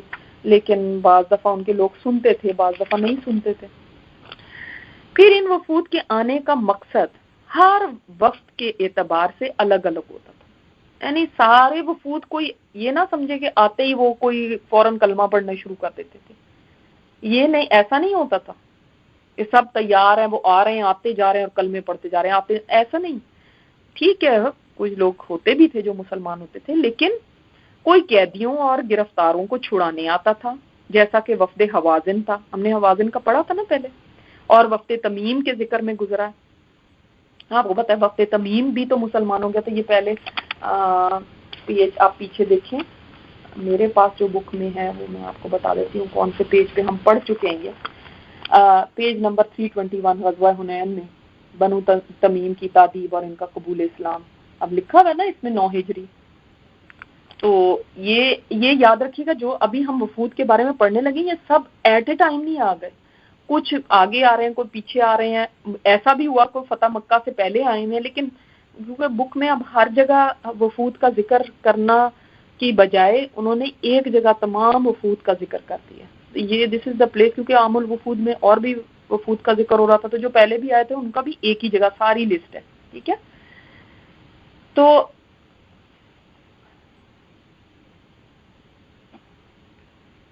کہاں پہ تھے کہ ہاں بنو تمیم کے ذکر میں گزرا ہے، اور بنو تمیم میں وہ تمیم الداری جو ہیں ان کا بھی آپ کو میں نے ذکر بتایا تھا. اور یہ وفد وہ تھا کہ جو آپ صلی اللہ علیہ وسلم کے پاس آیا تھا، اور اس میں کافی لوگ شامل تھے، اور انہوں نے آپ صلی اللہ علیہ وسلم نے ان کے لیے بڑی دعا کر کے بھی کہا تھا کہ تمہیں اسلام مبارک ہو، اور ایسے. تو انہوں نے آگے سے کہا کہ آپ ہمیں کوئی تحفے تحائف کوئی چیزیں دیں ہمیں. تو آپ صلی اللہ علیہ وسلم کو ان کی بات کوئی زیادہ پسند نہیں آئی تھی، اور آپ صلی اللہ علیہ وسلم نے پھر ایک اور وفد آیا ہوا تھا، ان کو فرمایا کہ تمہیں اسلام مبارک ہو اور تمہیں ایمان کی خوشخبری ہو اور ایسے ہو. تو خیر بنو تمیم اسلام تو لے آئے تھے، لیکن وہ جو دوسرا وفد تھا انہوں نے فوراً آگے بڑھ کے قبول کیا کہ ہاں ہم قبول کرتے ہیں اسلام کو. تو انہوں نے تھوڑا سا یہ کہا ہم اس پہ خوش ہوں گے کہ آپ ہمیں کچھ دیں، آپ ہمیں کچھ نوازیں تو پھر ہم خوش ہوں گے. تو خیر جو دوسرا وفد تھا وہ یمنی وفد تھا. تو آپ صلی اللہ علیہ وسلم نے یمنی لوگوں کے لیے دعائیں بھی بڑی کی ہیں، اور یہ بھی فرمایا کہ ایمان یمن میں ہے، حکمت یمن میں ہے، کیونکہ یمنی لوگ جو تھے نا وہ بھیڑ بکریاں چرانے والے ہوتے تھے، ان میں عاجزی بڑی تھی. تو اس میں ایک بہت اہم بات اور بھی ہے، کیونکہ سورہ حجرات آپ جب پڑھیں گے تو وہاں پہ آتا بھی ہے کہ کچھ لوگ تھے جو آپ صلی اللہ علیہ وسلم کو باہر سے آوازیں دینے شروع ہو گئے، تو اللہ تعالیٰ نے پھر منع فرمایا تھا کہ آپ اس طرح سے نہیں کر سکتے کہ آپ باہر سے آوازیں دینے لگو نبی کو. تو یہی بنو تمیم کا ہی ایک ان کا گروپ جو تھا وہ لیٹ ہو گیا تھا، ایک پہلے پہنچ گیا، ایک لیٹ ہو گیا تھا. تو وہ جو لیٹ ہوئے تھے وہ رات کو پہنچے. جب وہ رات کو آئے بڑے ایکسائٹیڈ ہو کے بھاگ گیا ہے، جب انہوں نے دیکھا آپ صلی اللہ علیہ وسلم تو ہے ہی نہیں ہے. لوگوں نے بتایا وہ تو اپنے گھر چلے گئے ہیں. تو وہ اتنے ایکسائٹمنٹ میں تھے کہ وہ گھر کے باہر جا کے، کیونکہ بدو سے لوگ تھے، باہر جا کے پکارنے لگے او محمد باہر آؤ باہر آؤ، ہم آ گئے ہیں، ہم یہاں ہیں، ہم آ گئے ہیں، آپ آئیں باہر. تو اللہ تعالیٰ نے اس چیز کو منع فرمایا پھر کہ آپ ایسے نہیں پکار سکتے نبی کو. تو یہ وہ بنو تمیم تھے. تو کوئی فقط اپنے لیے یا اپنے اور اپنی قوم دونوں کے لیے امان کا طالب بن گیا ہے کہ جی آپ ہمیں امان دے دیں، یعنی ہم آپ کو جزیہ دے دیں گے، یہ دے دیں گے، لیکن آپ ہمیں امان میں رکھیں. تو کسی کو ایسا نہیں تھا کہ کوئی گن پوائنٹ پہ مسلمان کیا جا رہا تھا، تلواروں سے مسلمان کیا جا رہا تھا. اگر کوئی جزیہ دینے پہ آپ آگے دیکھیں گے بھی، اسی میں نجران کا جو وفد تھا اس نے یہی کہا تھا. کوئی فخر و مباحات یا مناظرے اور مجادلے کے لیے آیا تھا، یعنی اپنے خاندانوں پہ فخر اور یعنی ایک جس کو کہتے ہیں ڈیبیٹ کرنے کے لیے آیا. کوئی یہ گزارش کرنے آیا کہ اسلامی لشکر واپس چلا جائے تاکہ اس کی قوم پر حملہ نہ ہو. کسی نے آ کر اطاعت اور جزیے کا اقرار کیا، کسی نے آ کر اسلام میں اپنی رغبت ظاہر کی اور اپنی قوم سے بھی اسی توقع کا اظہار کیا. یعنی اسمال ڈیلیگیشنز آ رہے تھے، انہوں کافی اسلام کی طرف ان کا میلان تھا، وہ انکلائنڈ تھے اسلام کی طرف. انہوں نے یہ کہا ہماری قوم بھی جو ہے نا وہ بھی ہمیں یہی امید ہے کہ وہ بھی اسلام لے آئیے. کوئی مسلمان فرما بردار اور اپنی قوم کا نمائندہ بن کر آیا، اور کسی نے اسلامی تعلیمات اور احکامات جاننے کی رغبت ظاہر کی. تو آپ صلی اللہ علیہ وسلم نے ان کو پھر احکامات بھی بتائے، تعلیمات بھی اسلام کی بتائیں. ادھر رسول اللہ صلی اللہ علیہ وسلم کو اللہ تعالیٰ نے جس بشاشت اور کریمانہ اخلاق پر پیدا فرمایا تھا اس کے مطابق آپ ان وفود کا استقبال فرماتے تھے. آپ دیکھیں وفود کے اندر جو لوگ آ رہے ہیں، نبی کریم صلی اللہ علیہ وسلم اب ایک فاتح ہیں، ایک بڑی اسٹیٹ کے یعنی بڑے ہیں، لیکن آپ صلی اللہ علیہ وسلم خود استقبال فرمایا کرتے تھے. سے ہمیں یہ بھی درس ملتا ہے کہ جب کوئی مہمان آپ کے پاس آئے تو اس کا استقبال کرنے میں کوئی حرج نہیں ہے کہ آپ آگے بڑھ کے اس کا استقبال کیجیے. انہیں خوشکن تحائف سے نوازتے، یعنی کوئی آپ کے پاس آیا ہے، وہ اب جا رہا ہے آپ سے، تو اس کو تحفہ دینا بھی ایک سنت ہے. اسلام کی ترغیب دیتے تھے اور ایمان اور شریعت کی باتیں سکھاتے تھے کہ وہ اپنے پیچھے والوں کو سکھائیں. در حقیقت یہ وفود صحراؤں میں رہنے والے بدوؤں کے اندر دین کو تیزی سے پھیلانے کا اہم ذریعہ تھے، کیونکہ دیکھیں اس وقت نہ کوئی ٹی وی تھا، نہ کوئی اور ایسا موڈ تھا جس کے ذریعے اناؤنسمنٹس کی جائیں کہ ایک جگہ اناؤنس کر دیا سب جگہ پہنچ گیا، نہ کوئی اس طرح کی اور میڈیا، سوشل میڈیا یا ایسی چیزیں تھیں۔ اب اس صورتحال کے اندر کیسے اسلام نے پھیلنا تھا کہ اگر لوگ آئیں اور جو روٹ ہے، جو جہاں پہ اسلام کی بیس ہے، وہاں سے تعلیم لے کر اور آگے اپنے اپنے قبائل میں پھیل جائیں۔ نہ تو ایسے ہو سکتا تھا کہ مدینہ کی پوری آبادی جا کے ہی پھیل جاتی، وہ بھی نہیں ممکن تھا۔ نہ آپ صلی اللہ علیہ وسلم ہر جگہ پہنچ سکتے تھے، یہی ہو سکتا تھا کہ لوگ ایک بیس پہ آ جائیں اور وہاں سے لے کے چیزیں پھر اپنے اپنے قبائل میں جا کے بتائیں۔ تو اس سے بہت پروموشن ملی اسلام کو، بہت لوگوں کو پتہ چلنے لگا۔ اور آج بھی یہی طریقہ کار استعمال ہو تو بہت اچھا ہے کہ جب ہم یہ سوچتے ہیں نا، اور موڈز تو ہم استعمال کر ہی سکتے ہیں کہ جب ہم سوچتے ہیں فلاں جگہ ہم کیسے پہنچیں، فلاں تک ہم کیسے پہنچائیں، ان کے لوگوں میں سے کسی ایک کو ایجوکیٹ کر دیں، وہ خود جا کے اپنے لوگوں کو پھر بتائیں۔ جیسے ایسے ایریاز آج بھی موجود ہیں جہاں پہ بجلی نہیں ہے، جہاں پہ یہ ساری سہولیات نہیں ہیں جو آج ہم یوز کر رہے ہیں، تو اگر ان میں سے کوئی ایک بندہ پورے وہ گاؤں یا وہ جو علاقے ہیں پورے اٹھ کے تو نہیں آ سکتے، شہروں میں آ کے لے سکتے، ان لوگوں میں سے کوئی ایک آ کے تعلیم لے کے جا کے اپنے علاقے میں سکھائے، تو وہ ہے جو یعنی یہاں سے ہمیں پتہ چلتا ہے طریقہ جو آپ صلی اللہ علیہ وسلم نے اپنایا تھا۔ چنانچہ ان کے نتائج، اغراض و مقاصد کے تنوع اور اسباب و وجوہ کے اختلاف کے باوجود یہ ہوتے کہ پہلے وفد میں آنے والوں نے اسلام قبول کیا، پھر جلد یا تھوڑے ہی دنوں بعد قوم نے بھی اسلام قبول کر لیا۔ ٹھیک ہے، یہ جب لوگ آتے تھے وہاں سے، بدو آ رہے ہیں کوئی کہیں، تو ان کا نتیجہ کیا نکلا؟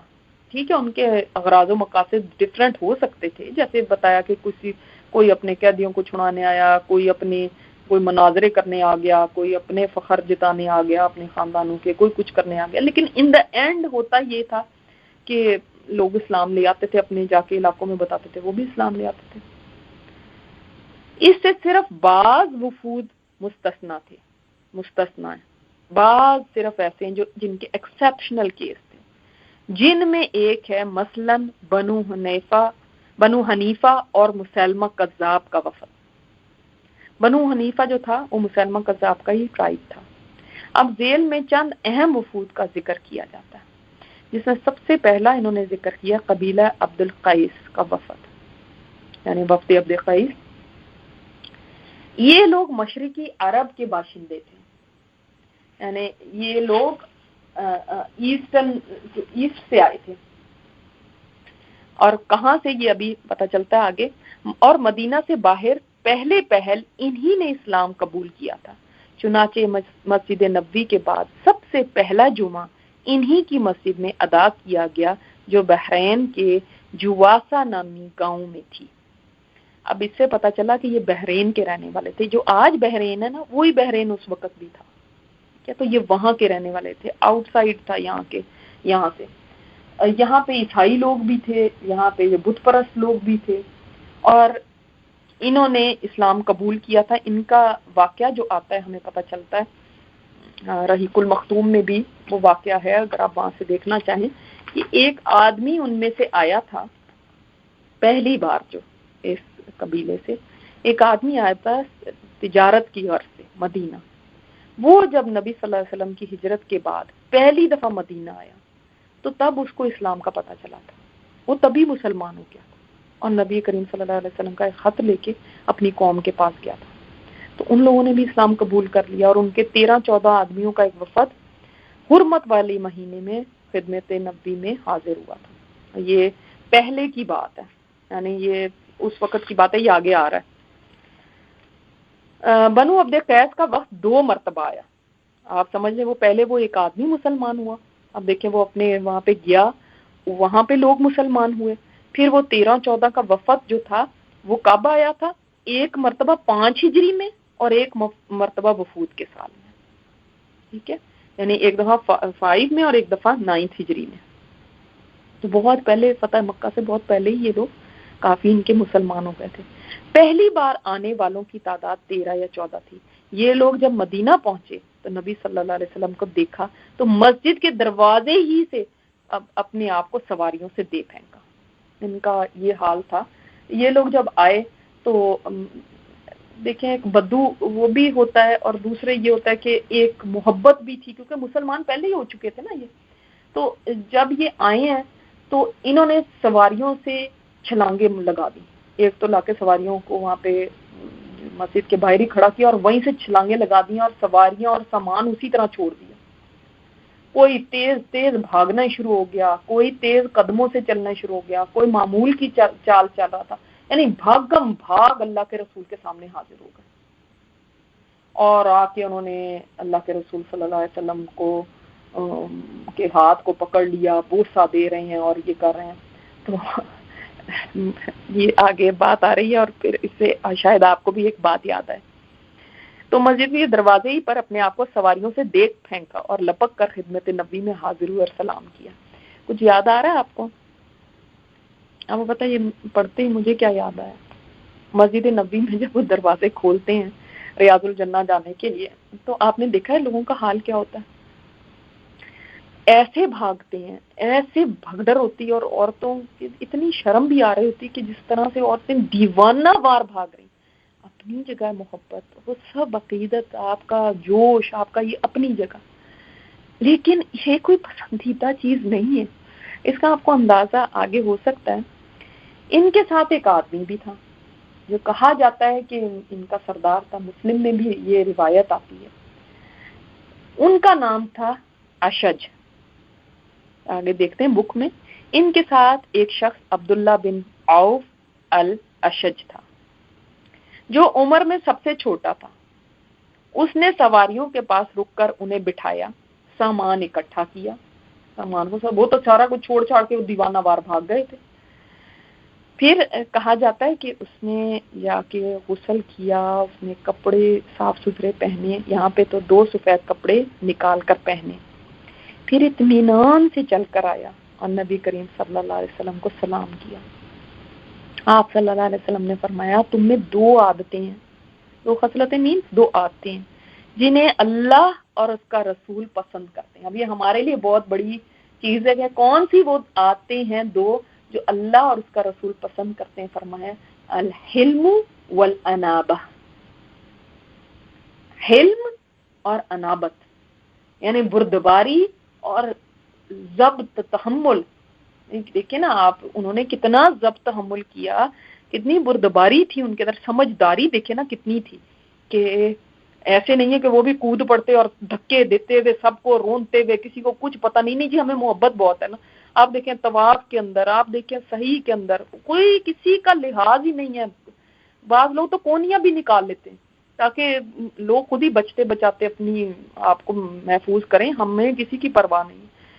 کوئی ویل چیئریں پیروں میں مارتے ہیں، کوئی کچھ کرتے ہیں. انہوں نے کوئی نہیں، دھکے دے کے سب کو پیچھے کیا اور بھاگنا شروع ہو گئے اور وہ دیوانے ہو گئے اور ان کو پتہ ہی نہیں کہ ہمارے اونٹ کہاں ہے، ہمارے سامان کیا ہے. اچھا سارے ہی آئے تھے نا سفر سے. انہوں نے پہلے اہتمام کیا کہ میں کن کی خدمت میں جا رہا ہوں. یہ بھی دوسرے کو عزت دینا ہوتا ہے. جب آپ نے صاف ستھرے کپڑے پہنے، بڑے تحمل کے ساتھ، بڑی تمیز کے ساتھ وہ آئے، آپ صلی اللہ علیہ وسلم نے یہ ان کی تعریف فرمائی، دور اندیشی اور بردباری. سبحان اللہ. تو یہ تو پوری امت سے ہی اٹھ گئی آج.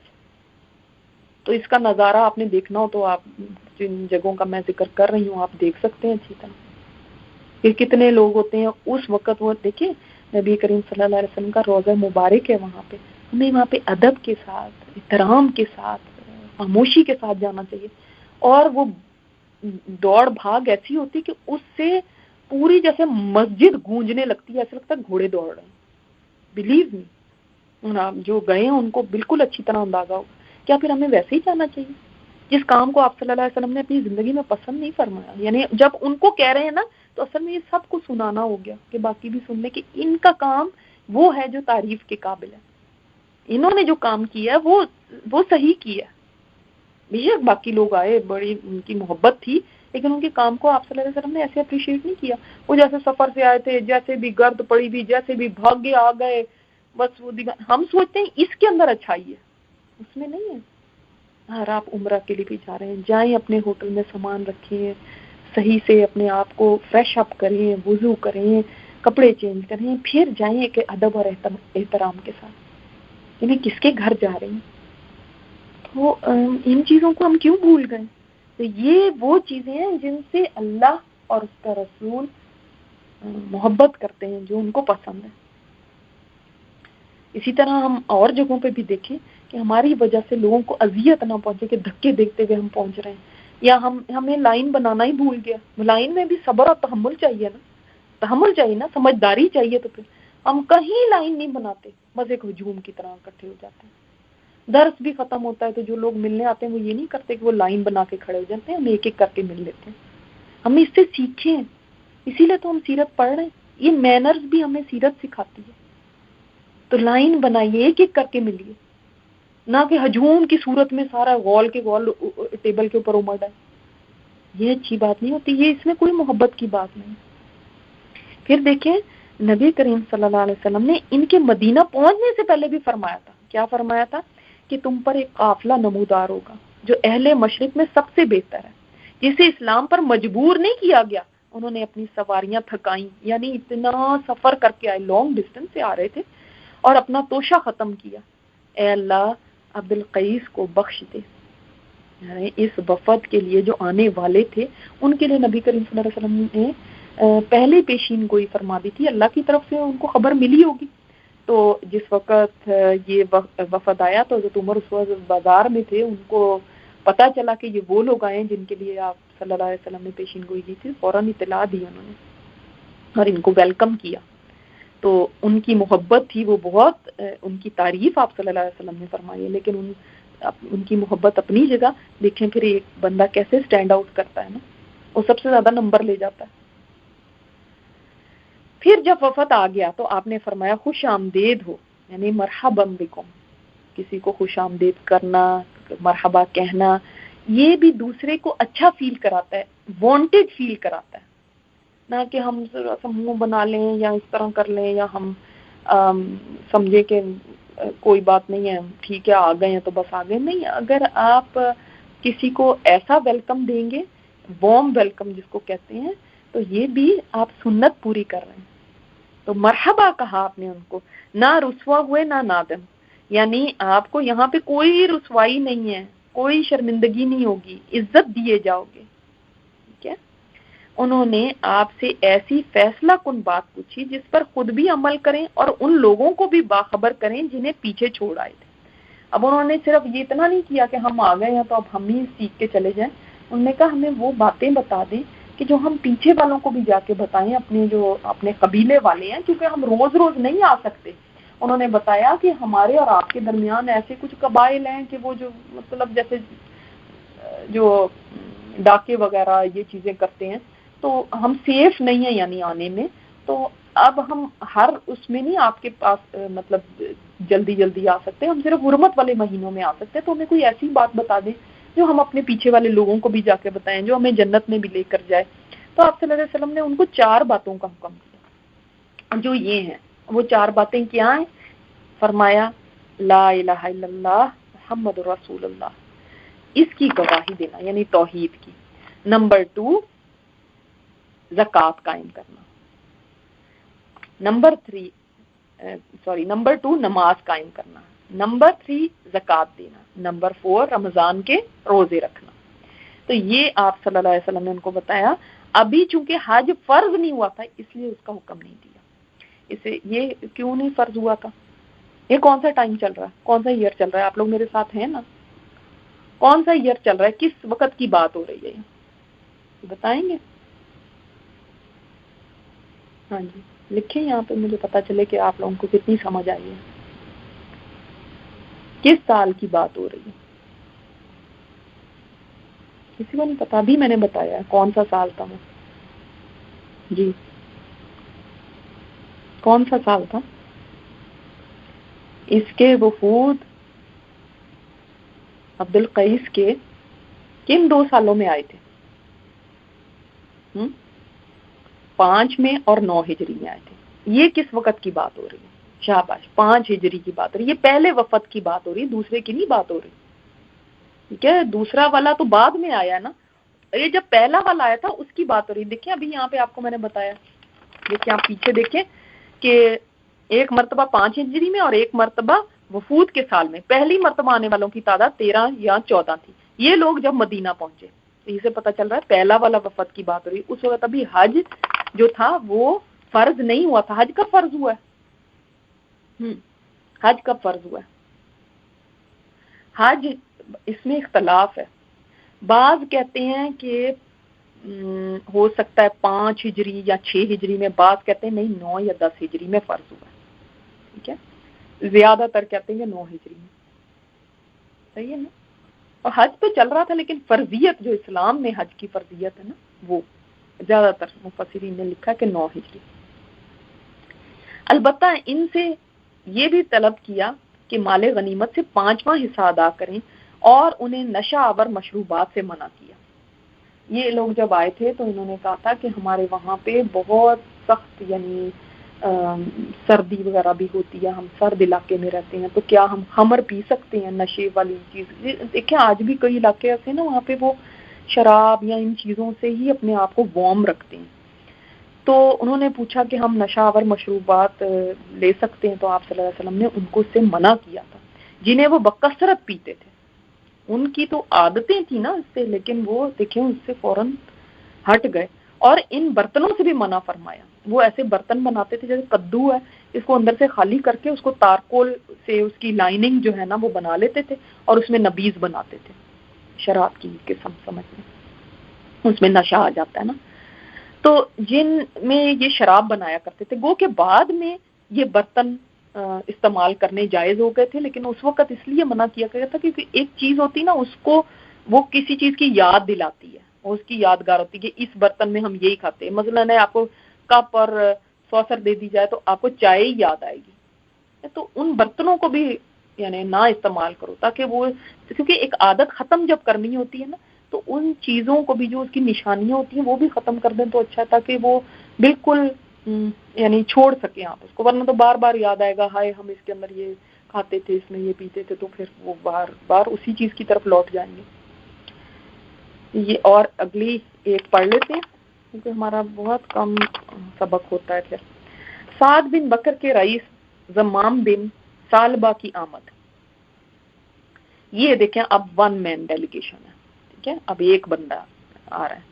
یہ بادیہ یعنی جنگل کے رہنے والے اکھڑ مزاج ہے, یعنی جیسے بدو ہوتے ہیں دیہاتی آپ لوگوں کو آپ زیادہ تر دیکھیں گے تھوڑا سا ان کے مزاج کے اندر ایک اکھڑ پن ہوتا ہے. 2 چوٹیاں رکھے ہوئے تھے, اب ان کی 2 چوٹیاں بھی تھیں سائڈ سے. مدینہ پہنچے تو مسجد نبوی میں اپنی اونٹنی بٹھا کر باندھی. پھر کہا تم میں ابن عبد المطلب کون ہے. اب یہ دیکھیں کہ ان کا حلیہ بھی یہاں پہ بیان کیا گیا اور یہ بھی کہ ان کا مزاج کیسا تھا, تاکہ اس سے تھوڑا سا ہمیں اندازہ ہو جائے کہ جب آپ صلی اللہ علیہ وسلم کے پاس لوگ آتے تھے تو ہر قسم کے لوگ ہوتے تھے, اور نبی کریم صلی اللہ علیہ وسلم ہر قسم کے لوگوں کے ساتھ کیسے ڈیل کرتے تھے. یہ آپ صلی اللہ علیہ وسلم کی بہت بڑی کوالٹی ہے. اب آج کے وقت میں ایسا کوئی آدمی آ جائے جس کی 2 پہلے تو چوٹیاں اس نے وہ بریڈز بنائی ہوئی ہیں, دونوں طرف لٹکائی ہوئی ہیں, اور ذرا ایسا مزاج کا بھی ذرا کھڑا ہے, اور مسجد کے سامنے ہی اپنی لا کے اونٹنی باندھ دی ہے. وہ کوئی جگہ تو نہیں باندھنے کی نا, وہاں پہ لا کے اونٹنی باندھ دی. تو سب سے پہلے تو اس کو کہا جائے گا تم اپنا پہلے حلیہ تو ٹھیک کر کے آ, پھر تمہیں میں کوئی اسلام کی بات بتاؤں گا. ہم تو اتنے وہ ہو جاتے ہیں نا ایک دم اس معاملے میں, حال حلیہ کے معاملے میں اتنی جذباتی ہیں کہ وہ ہم حال حلیہ دیکھ کے ججمنٹل ہو جاتے ہیں کہ اس کو کیا بتانا, اس نے کہاں ماننا ہے, یہ کہاں کچھ سمجھے گا. لیکن آپ دیکھیں ذرا ان کی سٹوری کہ پھر کہا تم میں ابن عبد المطلب کون ہے. اس کا مطلب ہے کہ عبد المطلب کو سارے جانتے تھے. سبحان اللہ. اور اللہ تعالیٰ کی کتنی بڑی ایک حکمت تھی کہ آپ صلی اللہ علیہ وسلم کو ایسے گھرانے میں پیدا فرمایا. عبد المطلب کی شہرت ارد گرد کے عرب قبائل میں تھی. لوگوں نے بتایا تو آپ صلی اللہ علیہ وسلم کے قریب آئے اور کہا اے محمد, یعنی سیدھا اسٹریٹ نام سے, صلی اللہ علیہ وسلم, میں آپ سے پوچھوں گا اور پوچھنے میں آپ پر سختی کروں گا. یعنی میرا یہی سٹائل ہے بھائی, ہم گاؤں وغیرہ کے لوگ ہوتے ہیں, ہم وہاں کے ہیں, ہم دیہاتی ہیں, ہم بدو ہیں, میرا یہی سٹائل ہے, آتے ہی کہہ دیا اسٹریٹ فارورڈ. میں آپ پر سختی کروں گا, مجھ پر اپنے جی میں غصہ نہ ہو, یعنی آپ غصہ نہ کرنا, میں ایسا ہی ہوں. آپ صلی اللہ علیہ وسلم ایسے آج ہمارے جیسے مزاج کے ہوتے تو کہتے کہ نہیں، پہلے جا کے تم اپنا اسا درست کر کے آؤ، میں نے تم سے بات ہی نہیں کرنی، پہلے تو مینر سیکھ کے آؤ۔ لیکن آپ صلی اللہ علیہ وسلم نے فرمایا کہ جو چاہو پوچھو۔ ایک اور جگہ پہ آیا ہے کہ آپ صلی اللہ علیہ وسلم نے فرمایا میں بالکل محسوس نہیں کروں گا، جو دل میں آتا ہے پوچھو۔ تو انہوں نے کہا ہمارے پاس آپ کا ایک قاصد آیا، یعنی آپ کا ایک ریپریزنٹیٹو، میں نے بتایا نا مبلغین کو بھی آپ صلی اللہ علیہ وسلم بھیجتے تھے، ایک میسنجر آپ کا آیا، اس نے بتایا کہ آپ کہتے ہیں کہ آپ اللہ کے رسول ہیں۔ آپ نے فرمایا اس نے سچ کہا ہے۔ انہوں نے کہا اچھا تو آسمان کس نے پیدا کیے؟ آپ نے فرمایا اللہ نے۔ انہوں نے کہا اچھا تو زمین کس نے پیدا کی؟ آپ نے فرمایا اللہ نے۔ انہوں نے کہا اچھا یہ پہاڑ کس نے نصب کیے اور اس میں جو کچھ بنایا کس نے بنایا؟ آپ نے فرمایا اللہ نے۔ اب یہ دیکھیں کہ انسان سوچتا ہے یہ بات کون سی اتنی بڑی تھی پوچھنے کی، یہ تو بات وہاں پہ بچہ جانتا تھا، مشرکین سارے ہی یہ کہتے تھے، تو یہ کوئی نئی بات تو نہیں تھی جو وہ کہہ رہا ہے، لیکن ان کے کہنے، ان کے پوچھنے کے اندر ایک چیز چھپی ہوئی تھی کہ جسٹ ایک بات کا ریوائول کہ اللہ نے بنایا نا، ٹھیک ہے آپ یہ کہتے ہیں آسمان کس نے بنایا؟ اللہ نے بنایا نا، ہاں پہاڑ کس نے بنائے؟ اللہ نے بنایا نا، تو ٹھیک ہے میں پھر اسی ذات کی قسم دے کر آپ سے پوچھتا ہوں جس نے آسمان بنائے، زمین پیدا کی، پہاڑوں کو نصب کیا، کیا آپ واقعی اللہ کے رسول ہیں؟ کیا اللہ نے آپ کو اپنا رسول بنا کے بھیجا؟ اب سمجھ آئی وزڈم اس ساری چیزیں؟ دیکھیں سمجھدار کتنے تھے وہ لوگ، پہلے یہ ساری باتیں پوچھی، اچھا پھر میں اسی اللہ کی قسم جس نے اتنا بڑا آسمان بنایا، یہ زمین بنائی، پہاڑ جیسی چیزیں بنا دی، اس نے آپ کو اپنا رسول بنایا، کیا واقعی یہ بات سچ ہے؟ آپ نے فرمایا ہاں۔ انہوں نے کہا آپ کے قاصد کا یہ بھی کہنا ہے کہ ہم پر دن رات میں 5 نمازیں فرض ہیں۔ آپ نے فرمایا اس نے سچ کہا۔ انہوں نے کہا اس ذات کی قسم جس نے آپ کو رسول بنایا، کیا اللہ نے آپ کو اس کا حکم دیا؟ آپ نے فرمایا ہاں۔ انہوں نے کہا اس آپ کے قاصد کا یہ بھی کہنا ہے کہ ہم پر ہمارے اموال میں زکوٰۃ ہے، یعنی ہمارے مالوں میں سے ہمیں زکوٰۃ پے کرنی ہے۔ آپ نے فرمایا اس نے سچ کہا ہے۔ انہوں نے کہا تو اس ذات کی قسم جس نے آپ کو رسول بنایا، کیا اللہ نے آپ کو اس کا حکم دیا؟ آپ نے فرمایا ہاں۔ آپ دیکھ لیں قسم دے دے کے پوچھ رہا ہے، کیونکہ ان کو یہ پتا ہے کہ اس اللہ کی قسم کوئی جھوٹی نہیں کھائے گا۔ سبحان اللہ، اس رب کی جو آسمان زمین پہاڑ سب پیدا کرنے والا ہے، کیسے ہو سکتا ہے کہ کوئی اس کی جھوٹی قسم کھا لے؟ اتنا ان کو بھی یقین تھا۔ اور آپ یہ بھی نوٹ کر رہے ہیں کہ اس کا مطلب قاصد نے کیسے ٹو دا پوائنٹ باتیں بتائی ہیں، ایز اٹ از بات پہنچائی ہے۔ کہیں یہ نہیں وہ کرے آپ کے قاصد نے تو یہ کہا تو آپ صلی اللہ علیہ وسلم کہا نہیں یہ تو ہم نے نہیں کہا ہوگا، نہیں ہاں ہم یہ میرے قاصد نے صحیح کہا ہے۔ انہوں نے کہا آپ کے قاصد کا یہ بھی کہنا ہے کہ ہم پر سال میں رمضان کے مہینے کے روزے ہیں؟ آپ نے فرمایا ہاں۔ انہوں نے کہا تو اس ذات کی قسم جس نے آپ کو رسول بنایا، کیا اللہ نے آپ کو اس کا حکم دیا؟ آپ نے فرمایا ہاں۔ انہوں نے کہا آپ کے قاصد کا یہ بھی کہنا ہے کہ ہم میں جو بیت اللہ تک راستے کی طاقت رکھتا ہو اس پر حج فرض ہے؟ آپ نے فرمایا اس نے سچ کہا، یعنی میرے قاصد نے سچ باتیں بتائی ہیں۔ اب دیکھیں تھوڑا سا اس بات کو ہمیں سمجھنا ایک چیز کا ہے کہ ہم بھی جب بات کو آگے پہنچانے لگے نا تو ایز اٹ از پہنچایا کیجیے، ایسے نہیں کہ بات کچھ کہی گئی ہو اور ہم کچھ اور پہنچا رہے ہیں۔ ہم نے آدھی سنی آدھی نہیں سنی، برتن دھوتے ہوئے سنی، گاڑی چلاتے ہوئے سنی، اب جو آدھی الٹی سیدھی جیسی بھی سنی اس کو اپنے ورڈز میں جا کے کسی اور کو کچھ اور ہی بنا کے بتا دے، جی وہ تو بتا رہی تھی کلاس میں، یہ درست نہیں ہوتا۔ اور دین کے معاملے میں بہت احتیاط کرنی چاہیے ان چیزوں میں، اس طرح ہم کیئرلیسلی نہیں بیان کر سکتے۔ بعض دفعہ لوگ مجھے کہتے ہیں آپ نے لیکچر میں یہ بتایا تھا، میں اپنا سر پکڑ لیتی ہوں کہ یہ میں نے کب بتایا تھا؟ میں نے تو کچھ اور بتایا تھا، وہ کچھ اور کہہ رہے ہوتے، پتہ نہیں انہوں نے کیسے سنا ہوتا ہے، کیا سمجھا ہوتا ہے۔ اگر وہ مجھے آ کے یہ بتا رہے ہیں تو میں سوچتی ہوں کہ یہ آگے جا کے کیا بتاتے ہیں۔ اس لیے جب آپ قاصد بنے نا، اللہ کے پیغام کو آگے پہنچانے والے بنے، تو جتنا آپ کو جیسا بتایا گیا اس کو ایز اٹ از لے کر جائیں۔ یہ دیکھ لیں یہاں پہ یہ پتا چلتا ہے کہ قاصد کا کیا کام ہے، جو آگے پہنچانے والا تھا اس کو کیسا پہنچانا چاہیے۔ کسی ایک بات میں بھی آپ صلی اللہ علیہ وسلم نے یہ نہیں فرمایا کہ نہیں اس کو تو کچھ اور کہتے بھیجا تھا، شاید اس کو تو سمجھ ہی نہ آئی ہو، یہ کیا کہہ رہے ہو، یہ تو میں نے بات کہی ہی نہیں تھی اس کو کہنے میں۔ پھر انہوں نے کہا تو اس ذات کی قسم جس نے آپ کو رسول بنایا، کہ اللہ نے آپ کو اس کا حکم دیا؟ آپ نے فرمایا ہاں۔ پھر اس نے پیٹھ پھیری اور کہا اس ذات کی قسم جس نے آپ کو حق کے ساتھ بھیجا ہے، میں اس پر نہ زیادتی کروں گا اور نہ اس میں کمی کروں گا۔ کیا مطلب ہے؟ نہ اس میں کچھ ایڈ کروں گا، کیونکہ جب ایڈیشن ہوتی ہے دین کی باتوں میں تو کیا ہوتا ہے؟ تبھی بدعات پیدا ہوتی ہے نا۔ دین کچھ ہے، جی ہمیں شوق آ گیا کہ اب ہم نے یہ چیز منانی ہے تو اب ہم نے خود ہی ایڈ کر لیا اس کے اندر۔ معراج کی رات بھی عبادت کی رات ہے، یہ خود ہی ایڈ کر کے بیٹھ گئے۔ یہ جو محرم ہے یہ ایسا ہے کہ اس کے اندر تو کالے کپڑے ہی پہننے ہیں، خود ہی ایڈ کر کے بیٹھ گئے۔ سفر ہے تو یہ نحوست کا مہینہ ہے، یہ کہاں سے لیا؟ تو ہم ایڈ نہیں کر سکتے دین میں کچھ بھی، نہ ہم کمی کر سکتے ہیں۔ جب کمی کریں گے تو بھی پیچھے رہ جائیں گے، تب بھی کیا ہوگا؟ کمی کریں گے تو بہت ساری اجر والی چیزوں سے محروم رہ جائیں گے نا۔ تو انہوں نے کیا فرمایا کہ میں نہ زیادتی کروں گا نہ میں کمی کروں گا، بس میں اتنا ہی کروں گا۔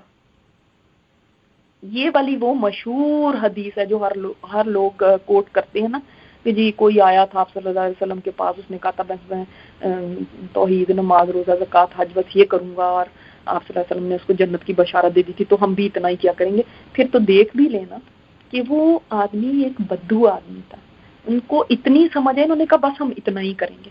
آپ تو اپنے آپ کو بہت بڑے پڑھے لکھے اور بہت سمجھدار اور بہت ایڈوانس کہتے ہیں، آپ کو تو بہت آگے جانا چاہیے۔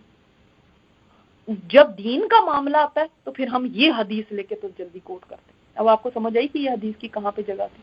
کون آیا تھا آپ صلی اللہ علیہ وسلم کے پاس؟ کس نے کوسچن پوچھے تھے؟ وہ کہاں سے آیا تھا بندہ؟ اور آپ صلی اللہ علیہ وسلم نے پھر بشارت دی، فرمایا اگر اس نے سچ کہا تو یقیناً جنت میں داخل ہوگا، کیونکہ یہ چیزیں آپ سے اور بھلائیوں کے دروازے کھلوائیں گی۔ نماز منکرات سے، فحاشی سے، بے حیائی کے کاموں سے روکتی ہے، زکوٰۃ سے لوگوں کا احساس ہوتا ہے، ان کی ہمدردی آتی ہے، ان کے انسان کام آتا ہے۔ تو یہ صرف پلرز یہ ایسے ہی نہیں ہے، ان سے آگے نیکیاں پھوٹتی ہیں۔ دوسری ہمیں کیا یہ بات پتہ چلی کہ فرائض کتنے ضروری ہیں، دے آر مسٹ، ان کی کتنی اہمیت ہے۔ ٹھیک ہے سنتیں ہیں، نوافل ہیں، وہ ضروری ہیں۔ کسی نے کوسچن پوچھا ہے کہ نماز فرائض سے ہو جاتی ہے، ہمیں سنتیں پڑھنے کی کیا ضرورت ہے؟ تو دیکھیں وہ ان کی اپنی اہمیت ہے، کیونکہ فرائض جو ہیں ان میں جو کمی رہ جاتی ہے، ان میں جو کوتاہی ہو جاتی ہے، ان میں جو بھول چوک ہو جاتی ہے، تو قیامت کے دن پھر ان کی جگہ پر انسان کی جو سنتیں ہیں، نفل ہیں، وہ تولے جائیں گے۔ کیا تو اس لیے یہ ایسے ہی نہیں ہے کہ ہم کو سوچیں کہ سنت نفل کی کیا ضرورت ہے جب فرض ہیں۔ تو فرائض اپنی جگہ ہے، مگر ان سے فائدہ ہوگا، اور پھر دوسرے جو آگے آپ نوافل ادا کرتے ہیں ان سے اللہ تعالیٰ کا قرب ملتا ہے، لیکن سب سے پہلے اللہ کا قرب فرائض سے ملتا ہے۔ اس کے بعد کوئی اور قریب اللہ کے ہونا چاہے تو نوافل کرے ادا۔ تو انہوں نے یہ کہا کہ میں بس فرض اتنے ایز اٹ از اتنا ہی کروں گا۔ اس کا مطلب دین ایز اٹ از لیں، نہ اضافہ نہ کمی۔ انہوں نے اس پہ بھی آپ صلی اللہ علیہ وسلم کو جنت کی بشارت دی۔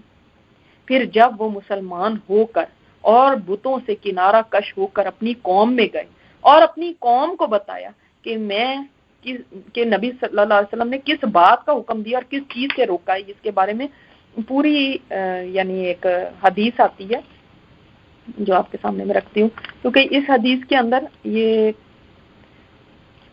اس بات پہ پوری جو ڈیٹیل ہے اس کی کہ کس طرح وہ آئے تھے۔ کون سی کتاب سے ہے؟ بخاری سے ہے، کتاب العلم سے۔ عبداللہ بن عباس کہتے ہیں کہ اس کے بعد یہ شخص پلٹ کر اپنے اونٹ کی طرف چلنے لگا۔ جب وہ مڑ کر جا رہا تھا تو آپ صلی اللہ علیہ وسلم نے فرمایا اگر یہ 2 لٹوں والا سچ بولتا ہے تو جنت میں داخل ہوگا۔ عبداللہ بن عباس بتلاتے ہیں کہ پھر وہ اپنے اونٹ کے پاس آیا، اس کے گھٹنے کی رسی کو کھولا، یہاں سے نکلا اور اپنی قوم کے پاس پہنچا۔ قوم کے سارے لوگ اس کے گرد جمع ہو گئے۔ پہلا جملہ جو اس نے اپنی زبان سے نکالا، قوم نے تو ان کو ریپرزینٹیٹو بنا کے بھیجا تھا نا کہ جائیں پوچھ کے آئیں، تو وہ یہ تھا لات اور عزا نے بھی کیا خباثتوں میں ڈال رکھا تھا۔ لوگ کہنے لگے زمام زبان سنبھال کے بات کر، برس اور کوڑ کی بیماریوں سے بچ، بزرگوں کی گستاخی سے پاگل ہو جائے گا، بچ جا۔ زمام رضی اللہ تعالیٰ عنہ اپنی قوم سے کہنے لگے تمہارا بیڑا غرق ہو، یہ دونوں اللہ کی قسم کھا کر کہتا ہوں یہ دونوں مل کر بھی کچھ نہیں بگاڑ سکتے، نہ ہی کچھ سنوار سکتے ہیں۔ سنو اقتدار اور جلال والے اللہ نے ایک رسول بھیجا ہے، اس پر کتاب اتاری ہے، جن جہالتوں میں تم پڑے ہوئے ہو وہ اس کتاب کے ذریعے تم کو ان سے بچاتا ہے۔ پھر کہنے لگا سنو میں گواہی دیتا ہوں اللہ کے سوا کوئی عبادت کے لائق نہیں، وہ اکیلا ہے، اس کا کوئی شریک نہیں، اور محمد صلی اللہ علیہ وسلم اس کے بندے اور رسول ہیں۔ میں اس رسول سے مل کے آ رہا ہوں، اس نے جو کرنے کا حکم دیا جس سے منع کیا وہ احکام لے کر تمہارے پاس آیا ہوں۔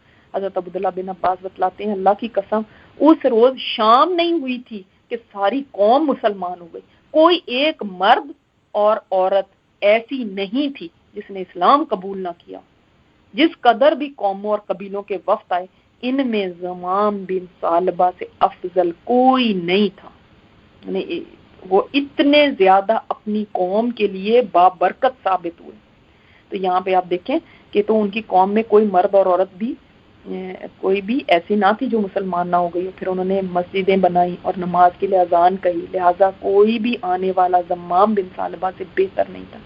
اس کا مطلب ہے اپنے خاندان، قبیلے، برادری کے لیے بیسٹ کون ہوتا ہے؟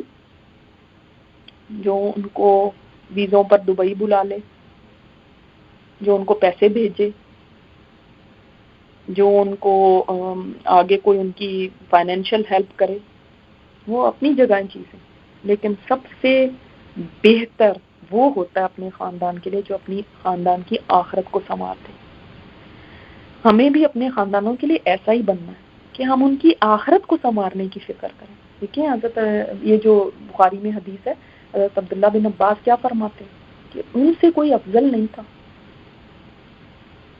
جتنے بھی آنے والے آئے، کیونکہ اب وہ اپنے پورے قبیلے کو دیکھیں ان کے ذریعے پیغام پہنچ گیا۔ ازرا اور بلی کا وفد، سفر 9 ہجری میں بنو ازرا کے 12 آدمی آئے اور قصی سے اپنی قرابت کا ذکر کیا۔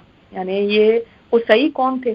نبی کریم صلی اللہ علیہ وسلم کے پردادا کے دادا کے آگے دادا قصی جو تھے، کہ ان کی یعنی رشتہ داری آپ صلی اللہ علیہ وسلم سے نکل آئی نا، اتنی پیچھے کی پشتوں میں جا کے قرابت کا انہوں نے ذکر کیا، اور بنو بکر اور بنو خزاعہ کو مکہ سے نکالنے میں اس کی جو مدد کی تھی اسے بتایا، کیونکہ بنو بکر اور بنو خزاعہ بہت زیادہ مکہ والوں پہ ظلم کرتے تھے، تو انہوں نے کہا کہ قصی کے ساتھ مل کے ہمارے اینسیسٹرز نے ہیلپ کیا تھا ان کو کہ ان کو یہاں سے نکالا جائے۔ آپ صلی اللہ علیہ وسلم نے انہیں مرحبا کہا، دیکھیں اگین ویلکم کیا، اور ملک شام فتح ہونے کی بشارت دی، اور کاہنوں سے قسمت کا حال پوچھنے اور استانوں کے ذبیحوں سے منع کیا۔ وہ لوگ مسلمان ہو گئے اور چند دن ٹھہر کر واپس چلے گئے۔ آپ یہ دیکھیں وہ باتیں جو ان کو اسلام لانے کے اوپر بتائی جاتی تھی، ہمیں اتنے اتنے سال اسلام میں ہمیں گزر گئے ہیں، ابھی تک ہمیں یہ نہیں پتا چلا کہ قسمت کا حال پوچھنے کے لیے ہمیں کسی کے پاس نہیں جانا، ہمیں اپنے ہاتھ دکھانے نہیں ہے کسی کو، ہمیں سٹارز نہیں اپنے دیکھنے کہ میرا ستارہ کیا کہتا ہے، ہمیں ٹیرو کارڈز کے ذریعے نہیں معلوم کرنا کہ میرا آگے کا سال کیسا گزرنے والا ہے اور میں یہ کاروبار کروں یا نہ کروں، یا میں اس فلاں سے شادی کروں یا نہیں کروں۔ اس کے لیے مجھے کسی کے پاس بھی جانے کی ضرورت نہیں۔ اور استانوں کے ذبیحوں سے منع کیا، وہ لوگ زیارت گاہوں پہ جا کے جانور ذبح کرتے تھے کسی کسی کے نام پہ، تو یہ اس چیز سے بھی منع کیا۔ دیکھیں وہ یہ باتیں اس وقت ہی سیکھ گئے، ہمیں کیوں نہیں سمجھ آتی۔ اس کے بعد ربیع الاول 9 ہجری میں بلی کا وفد آیا، یہ لوگ بھی مسلمان ہو گئے اور 3 دن ٹھہر کر واپس چلے گئے۔ یہ جب ٹھہرتے تھے تو اس دوران کیا کرتے تھے، یہ مسجد نبی میں ہی ٹھہرا کرتے تھے، مہمان ہوتے تھے، اور صفہ میں آپ کو پتہ ہے نا تعلیم کا انتظام ہوتا تھا، صحابہ کرام وہاں پہ سیکھتے تھے دین کو، تو یہ ان کے ساتھ وہاں رہتے تھے اور صحابہ سے بھی سیکھتے تھے، مسلمانوں کو نمازیں پڑھتے تھے، دیکھتے تھے، اذان دیکھتے تھے، دین کے مسائل دیکھتے اور سیکھتے تھے، اور چند دن بعد واپس چلے جاتے تھے۔ تو انہی میں ان کا ایک رئیس تھا، اس نے آپ صلی اللہ علیہ وسلم سے مہمان نوازی کے بارے میں پوچھا تھا کہ مہمان نوازی میں بھی اجر ہے؟ آپ صلی اللہ علیہ وسلم نے فرمایا ہاں، کسی مالدار یا فقیر کے ساتھ جو بھی اچھا سلوک کرو گے وہ صدقہ ہے۔ اس نے پوچھا مدت ضیافت کتنی ہے، یعنی کتنے دن کی مہمان نوازی؟ آپ نے فرمایا 3 دن، یعنی 3 دن آپ کسی کے لیے خاص اہتمام کرتے ہیں، اس کے بعد جو بھی ہے وہ احسان ہے کسی کے ساتھ، تو 3 دن کی مہمان نوازی ہے۔ ان کے بھی ذکر ہو گیا۔ اب اگلے بھی ان کا پڑھ لیتے ہیں. بنو اسد بن خزیمہ کا وفد. 9 ہجری کے شروع میں ان کے 10 آدمی آئے. اس وقت رسول اللہ صلی اللہ علیہ وسلم کچھ صحابہ کے ساتھ مسجد نبی میں تشریف فرما تھے. ان لوگوں نے سلام کیا، پھر ان کے ترجمان نے کہا، یعنی یہ بڑا شور و غل کرتے ہوئے مسجد میں داخل ہوئے اور آ کے یہ کیا کہنے لگے، اے اللہ کے رسول، ہم نے شہادت دی کہ اللہ وحدہ لا شریک ہے اور آپ اس کے بندے اور رسول ہیں، اور اے اللہ کے رسول، آپ نے ہمارے پاس کسی کو نہیں بھیجا، پھر بھی ہم اسلام لے آئے، اور بنو فلاں کی طرح ہم نے آپ سے لڑائی نہیں کی، لیکن یعنی ہم نے آپ کے ساتھ دیکھ لیں کبھی جنگ نہیں کی ہے، یہ بھی دیکھ لیں آپ نے ہمارے پاس کسی کو بھیجا نہیں تھا، پھر بھی ہم اسلام لے آئے ہیں، اور ہمارے پیچھے جو لوگ ہیں، یعنی جو ہم اپنے پیچھے اپنی قوم کو چھوڑ کے آئے ہوئے ہیں، ہم ان کے لیے پیغام صلح ہے، یعنی ہم ان کی طرف سے بھی ہم آپ کے پاس وہ صلح کا پیغام وہ بھی رکھتے ہیں آپ کے لیے. اس پر اللہ تعالیٰ نے پھر آیات اتاری تھی سورہ حجرات میں کہ وہ تم پر احسان جتاتے ہیں کہ مسلمان ہو گئے، تم کو مجھ پر اپنے اسلام لانے کا احسان نہ جتاؤ، بلکہ اللہ تم پر یہ احسان جتاتا ہے کہ اگر تم واقعی سچے ہو تو اس نے تمہیں ایمان کی ہدایت دی ہے. یہ اللہ کا تم پہ احسان ہے کہ تم اللہ کے اوپر احسان جتا رہے ہو کہ دیکھ لیں ہم ہو گئے نا پھر مسلمان، دیکھ لیں پھر ہم نے اس طرح کیا.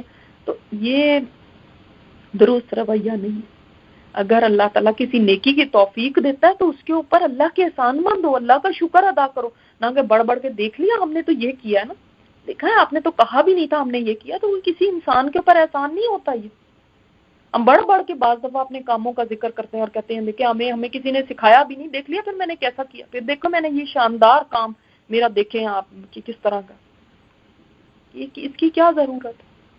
تم نے اللہ کے لیے کیا اور اللہ تعالیٰ کو پتہ چل گیا، اور اللہ کا احسان ہے کہ اس نے تم سے کوئی بھلائی کا کام لے لیا. تو انہوں نے جاہلیت کے کچھ کاموں کے متعلق پوچھا، مثلا فالگیری کے لیے چڑیا بگانا، یعنی وہ لوگ کیا کرتے تھے، کوئی کام کرنے لگتے تھے تو اس کے لیے چڑیا اڑاتے تھے کہ چڑیا دائیں طرف اڑ گئی تو کام کر لیں گے، نہیں بائیں طرف چلی گئی تو نہیں کریں گے. کہانت کرنا، اگین فارچون ٹیلنگ، جس کو کہتے ہیں قسمت کا حال پوچھنا، کہانت، فارچون ٹیلنگ، آگے آگے مطلب باتیں کہ کس طرح سے ہونا چاہیے.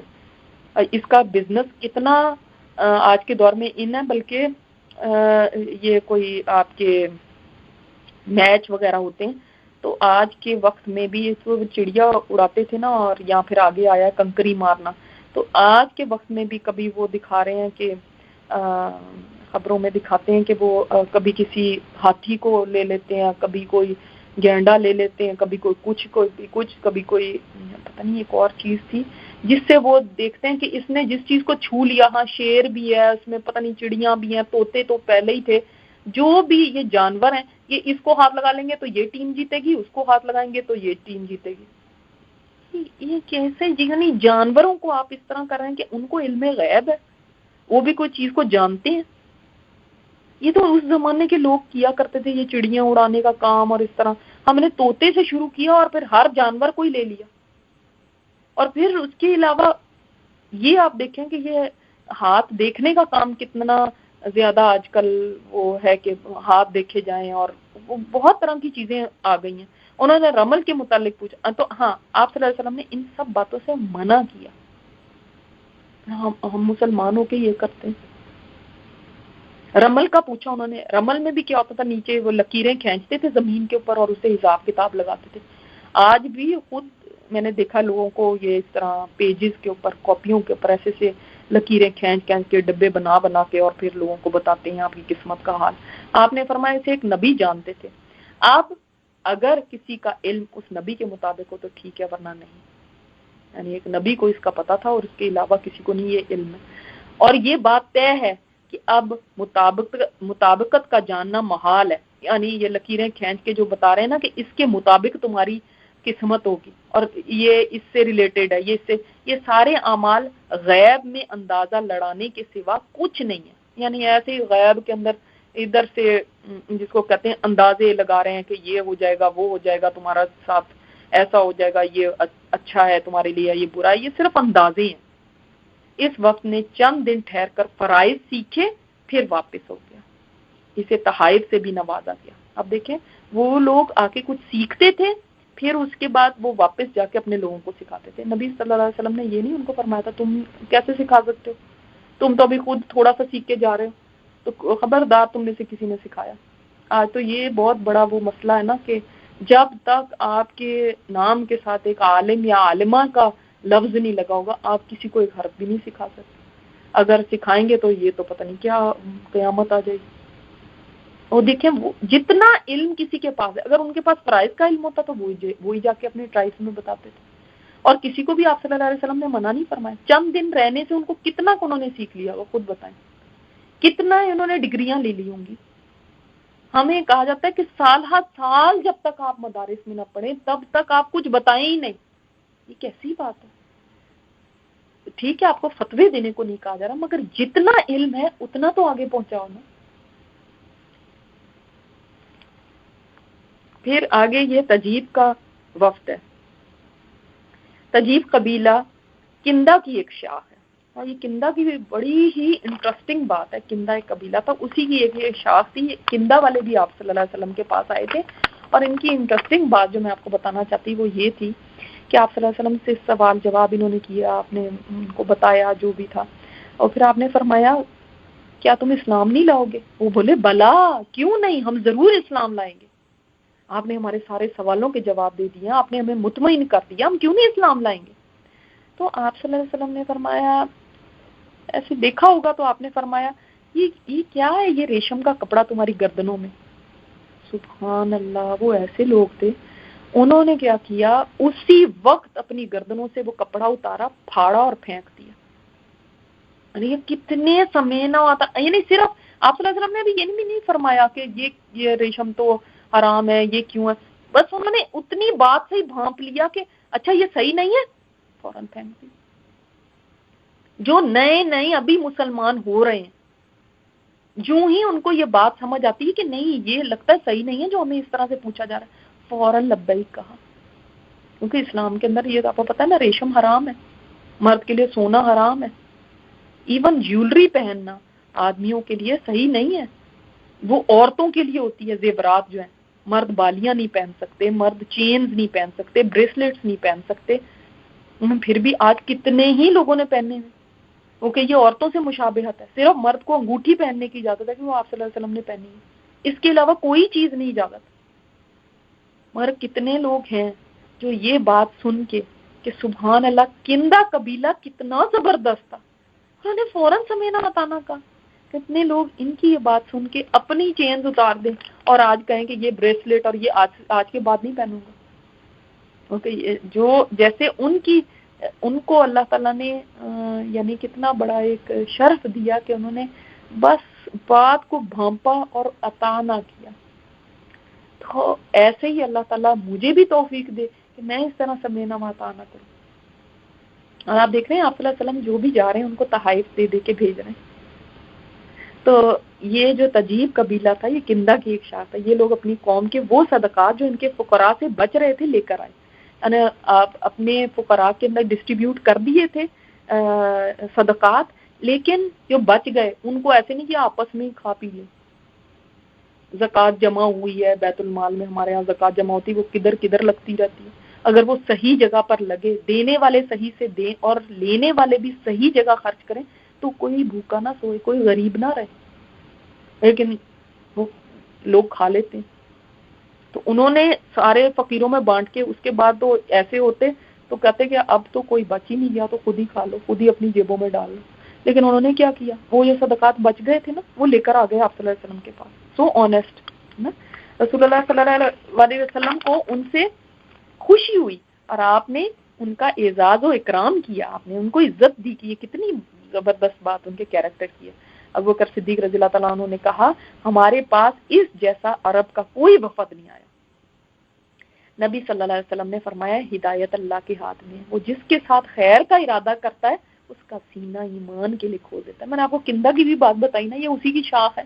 تو سبحان اللہ ایک قبیلہ کتنا زبردست تھا کہ وہ کیسے تھے، وہ اپنے صدقات بھی لے آئے. اور پھر مطلب ابوبکر صدیق فرما رہے ہیں کہ ایسا کوئی اور وفد ہے ہی نہیں جیسے یہ تھے. اور آپ صلی اللہ علیہ وسلم کی اس بات کو ہائی لائٹ کر لیں کہ ہدایت اللہ کے ہاتھ میں، واقعی اللہ کے ہاتھ میں. جس کو چاہے اللہ، جس کے ساتھ خیر کا ارادہ کرے اسی کو راہ دکھاتا ہے. کوئی کہاں جا رہا ہوتا ہے اور کس طرح اللہ تعالیٰ اس کو اپنی طرف لے آتا ہے، اس کا سینہ ایمان کے لیے کھول دیتا ہے. اس کو نے شاید کبھی سوچا بھی نہیں ہوتا. یہ لوگ قرآن اور سنتوں کو پوچھتے اور سیکھتے رہے. سبحان اللہ. کہ انہوں نے اپنے دن ویسٹ نہیں کیے کہ اب ہم یہاں پہ آ گئے مہمان بن کے بیٹھے رہے, ہماری خاطر تواضع ہوتی رہے, تھوڑا سیر ویر کر رہے ہیں, سارا دن گھوم پھر رہے ہیں. آپ کیا سوچتے ہیں وہاں پہ کچھ بھی نہیں ہوتا تھا؟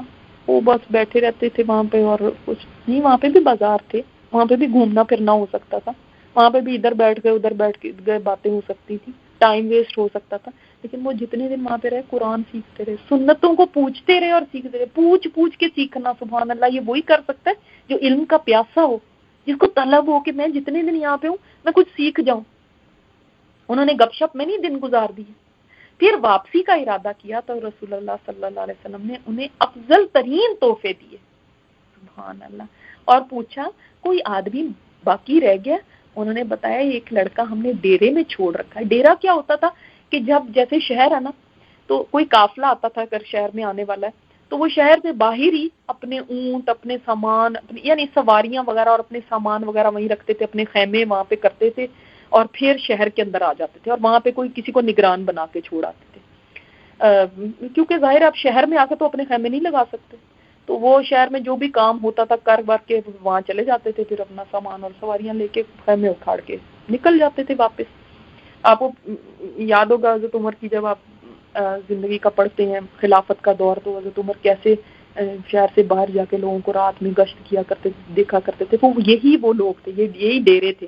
یہ جو مسافر لوگ آئے ہوئے ہیں, باہر رہ رہے ہیں, ان کو تو نہیں کوئی چیز کی ضرورت ہے, ان کی تو نہیں کوئی تکلیف ہے, تو یہ ان کا ڈیرا ہوتا تھا. انہوں نے کہا کہ ہاں لیکن نبی کریم صلی اللہ علیہ وسلم کی دیکھیں حکمت بھی کہ کوئی باقی تو نہیں کوئی تمہارا رہ گیا. وہ کہنے لگے کہ ہاں ایک لڑکا ہے, تو ہم نے اس کو ڈیرے میں چھوڑ رکھا ہے, وہ ہم میں سب سے کم عمر ہے, چھوٹا لڑکا کو پیچھے چھوڑ دیا, چلو تم یہاں بیٹھو سامان وغیرہ کے ساتھ, ہم جاتے ہیں. تو آپ نے فرمایا اسے بھی بھیجو. وہ آیا تو عرض کرنے لگا اے اللہ کے رسول, میں اسی جماعت سے ہوں جو ابھی آپ کے پاس آئی تھی, آپ نے ان کی ضرورت پوری کر دی, اب میری بھی ضرورت پوری کیجیے. آپ نے پوچھا تمہاری ضرورت کیا ہے؟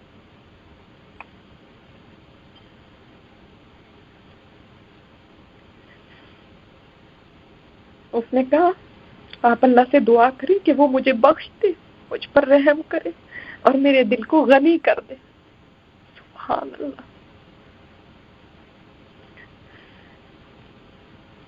یعنی کتنی پیاری, وہ کم عمر لڑکا ہے لیکن اس نے کہا کہ انہوں نے تو اپنی ضرورتیں لینی, ان کے پاس تحائف بھی ان کو دیے گئے بے قیمت, ان کو اور چیزیں انہوں نے کی, میری بھی ضرورت پوری کرے, مجھے یہ دعا دے دے. کتنی خوبصورت بات ہے, مجھے بخش دے, مجھ پر رحم کر دے اور میرے دل کو غنی کر دے. یعنی میرے دل کو نا اب یہ چیزوں کا یا مال کا یا ان چیزوں کا نہیں, میرے دل میں ایسی قناعت ہو. دل بھی ایک مالدار ہوتا ہے نا, بعض دل غریب ہوتے ہیں, وہ دل ایسے غریب ہوتے ہیں کہ ان کے پاس کتنا بھی مال آ جائے دل بھرتا ہی نہیں کبھی, وہ غریب دل. اور بعض دل ایسے ہوتے ہیں تھوڑا بھی ہوتا ہے تو کوئی نہیں, الحمدللہ, دل مالدار ہوتا ہے ان کا. ان کو یہ نہیں ہوتا ہے فلاں کے پاس بھی اتنا ہو گیا, فلاں کے پاس بھی ہو گیا, ہمارے پاس کچھ نہیں. ان کا دل مالدار ہے. اللہ میرے دل کو غنی کر دے, یہ دعا کیجیے. آپ صلی اللہ علیہ وسلم نے اس کے لیے مطلوبہ دعا کر دی, یعنی جو اس نے مانگا تھا, جو اس نے طلب کیا تھا ویسی دعا کر دی. اور دوسرے ساتھیوں جیسے تحفے کا حکم دیا, تحفے بھی مل گئے, دعا بھی مل گئی. سبحان اللہ. جو نصیب میں ملتا ہوتا ہے وہ تو مل ہی جاتا ہے. اصل بات یہ ہے کہ انسان اس سے اوپر کی چیزوں کو طلب کرے. تو چنانچہ سب سے زیادہ قناعت پسند انسان ہوا. قناعت کیا ہوتی ہے؟ کنٹینٹمنٹ, کہ بس جو میرے پاس ہے اس پہ راضی ہو جانا, ہر وقت حوث نہ ہونا اس سے اچھا مل جائے, اس سے اچھا مل جائے, اس سے آگے, اس سے آگے نہیں. کبھی تو ہمارے اندر قناعت آئے نا کہ بس میں اس پہ راضی ہوں جتنا مجھے مل گیا. میں دین میں آگے بڑھوں نہ کہ ان چیزوں کے اندر ہی میں ہرس کرتی رہوں کہ مجھے بس بیسٹ, اس سے بیسٹ, وہ تو کبھی لمٹ ہی نہیں. تو زمانہ ارتداد میں, زمانہ ارتداد کون سا تھا؟ جب نبی کریم صلی اللہ علیہ وسلم کی وفات ہو گئی, اس کے بعد بہت سارے قبائل مرتد ہو گئے. تو وہ زمانہ ارتداد کا تھا.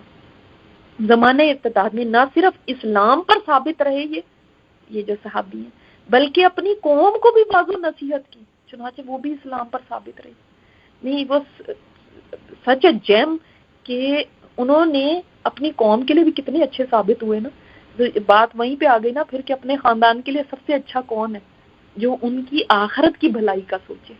تو وہ اس زمانے میں جب لوگ اسلام سے پھر رہے تھے، گو کہ وہ سب سے ینگیسٹ تھے، لیکن نبی کریم صلی اللہ علیہ وسلم کی دعا کا بھی اثر تھا، ان کی اپنی بھی طلب یہی تھی. دیکھیں پھر قناعت والے بھی تھے، اور اللہ تعالیٰ جس پر رحم کرے تو پھر وہ کیسے پھر سکتا ہے اسلام سے. تو وہ اپنی قوم کو بھی سٹیبل رکھنے میں انہوں نے کردار ادا کیا تھا کہ ان کی قوم بھی کہیں پھر نہ جائے. یہاں تک آج کا سبق دیکھ لیتے ہیں، چونکہ ہم نے بہت عرصے سے نہیں کلاس ہوئی تھی تو ہر دفعہ بہت تھوڑا ہو رہا تھا. آج امید آپ تھک نہیں گئے ہوں گے. آج تھوڑا سا میں نے کہا ذرا زیادہ ہم پڑھ لیتے ہیں انشاءاللہ تعالیٰ. نیکسٹ ٹائم ہم ایسا کریں گے کہ ہم اپنی کلاس 1 o'clock پہ شروع کریں گے انشاءاللہ تعالیٰ. 1 بجے ہم اپنی کلاس شروع کریں گے ایسٹرن ٹائم کے مطابق، کیونکہ نماز کا ظہر کا بھی ٹائم پیچھے آ رہا ہے، تو پھر ظہر ہم پڑھ کے انشاءاللہ کلاس کے لیے بیٹھیں گے. ٹھیک ہے انشاءاللہ تعالیٰ. جزاکم اللہ خیرا کثیرا. سبحانک اللہم و بحمدک نشہد ان لا الہ الا انت نستغفرک و نتوب الیک. والسلام علیکم ورحمۃ اللہ وبرکاتہ.